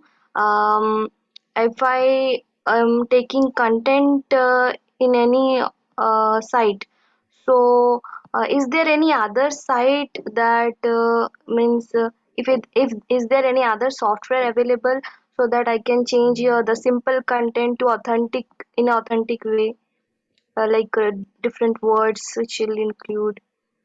Okay, good question. Patch. Talking about patchwork, right? Yes, yes. Yeah, that is also one type of what plagiarism, and you should avoid that. But what happens? See, patchwork. I don't think that it makes some serious this thing, or some software. Even that software doesn't catch such type of the patchwork, because for example, I'm using that Urkun. In Urkun, I think many of this patches are not catched by Urkun, but Ternity is there. That Ternity used to catch such type. Which software you're using for plagiarism? Actually, I'm new to do a PhD, so I don't know. I'm not well aware about. So if you are new, then you always remember that don't go for this patchwork and this thing only. Always create your own work. Always try to write in your own words. So accidentally it may match with this thing. Accidental plagiarism will be there, but that is not a serious work. What people used to do, that they used to copy and they want to rephrase it, and then some patchwork they used to do that. Don't go for that. Okay, read it carefully, whatever the things are there, or give references, give citation. That will be better. So it will not catch by any plagiarism software. The best way is that give a citation. Okay. Okay, sir. Okay. Yeah. Anybody else want to ask anything about plagiarism? Yes, sir. Yeah. Sir, I'm Dr. Deepa Chavan Yeah. from Sydenham Institute of Management.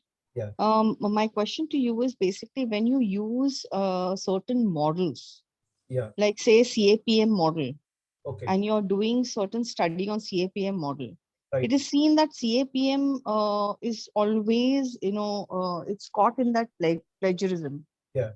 So, I mean, yeah. Say. yeah. So what is your viewpoint on that? Okay. Let me tell you one thing.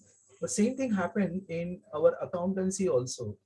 In accountancy, some of the figures that we use all the figures, 1 lakh, 2 lakh, 5 lakh, 6 lakh, 10 lakh, like that, 500, 200. So our accountancy thesis, most of the time you will find that is plagiarism is more than 70%. Similarities are more than 70%.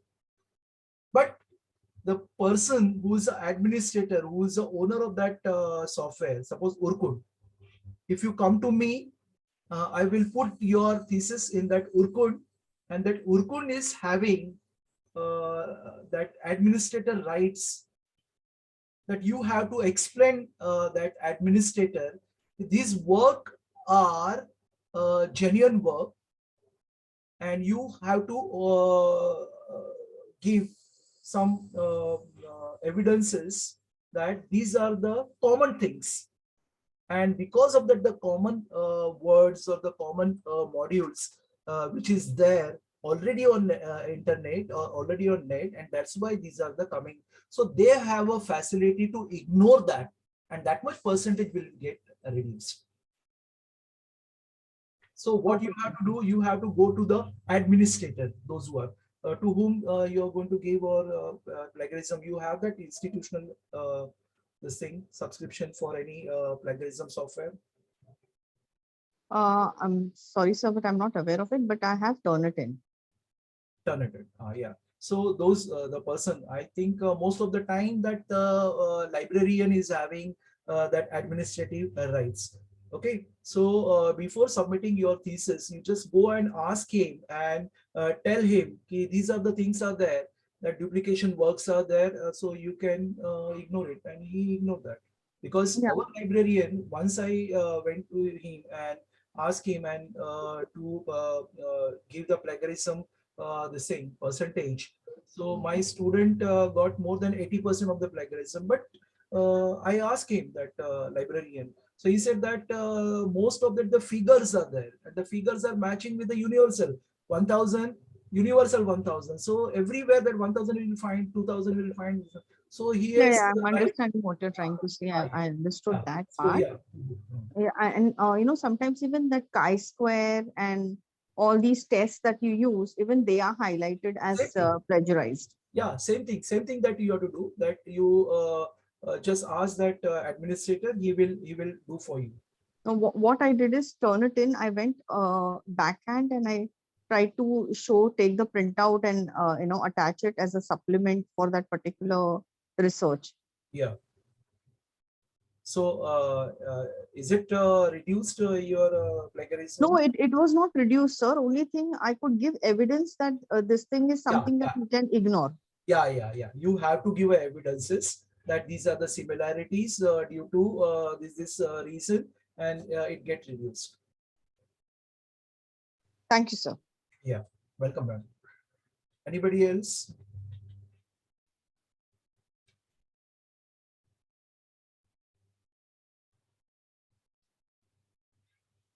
I think So- nobody said. Just Yes. Yadav sir, should I proceed now? okay, ma'am. Yeah, Yes. proceed now. So indeed, it was a super session, throwing a light on e-sources, e-resources, then review of literature, and to be very specific, and which is very, very important, crucial part, that is plagiarism, sir. Thank you so much for all this information, which is required not only for PhD, but also for research papers, also writing of research papers. So, on behalf of Mahatma Knight Degree College, I, Dr. Arya Markande, would like to thank Dr. Sudhakar Yadav sir for such an informative and fantastic session for our day 6 of ICSSR funded research methodology workshop. Yadav sir, thank you so much. Thank you, ma'am. From my side, I thanks to your institution as well as your principal Zarekar sir, Dr. Zarekar, you, ma'am, Tushar sir. Thank you very much for inviting me for this session and giving me opportunity to express my views. Any participant, if they want to any further consultancy or anything, because I am a teacher. So if you want, you can take my mobile number. You can ask me at any time. You can come to the college, and the college, my college is always welcoming you, all of you. Anytime you come, for plagiarism check or any other matter. My college is going to organize one ethical workshop also. 5 days, Research 6 days ethics. workshop. Yeah. So those who are doing PhD, that ethical 2 credits things, 2 credits workshop certificate is required, compulsory nowadays as per the UGC guidelines. So you can join that segment. Thank you, ma'am. So thank you so much, Yadav sir. So with your permission, I will end this meeting. Yeah. And dear participants, we are meeting tomorrow again at 3 p.m. for day 7. Thank you so much. Good night. Thank you, Take ma'am. care. Thank you. Thank you, ma'am.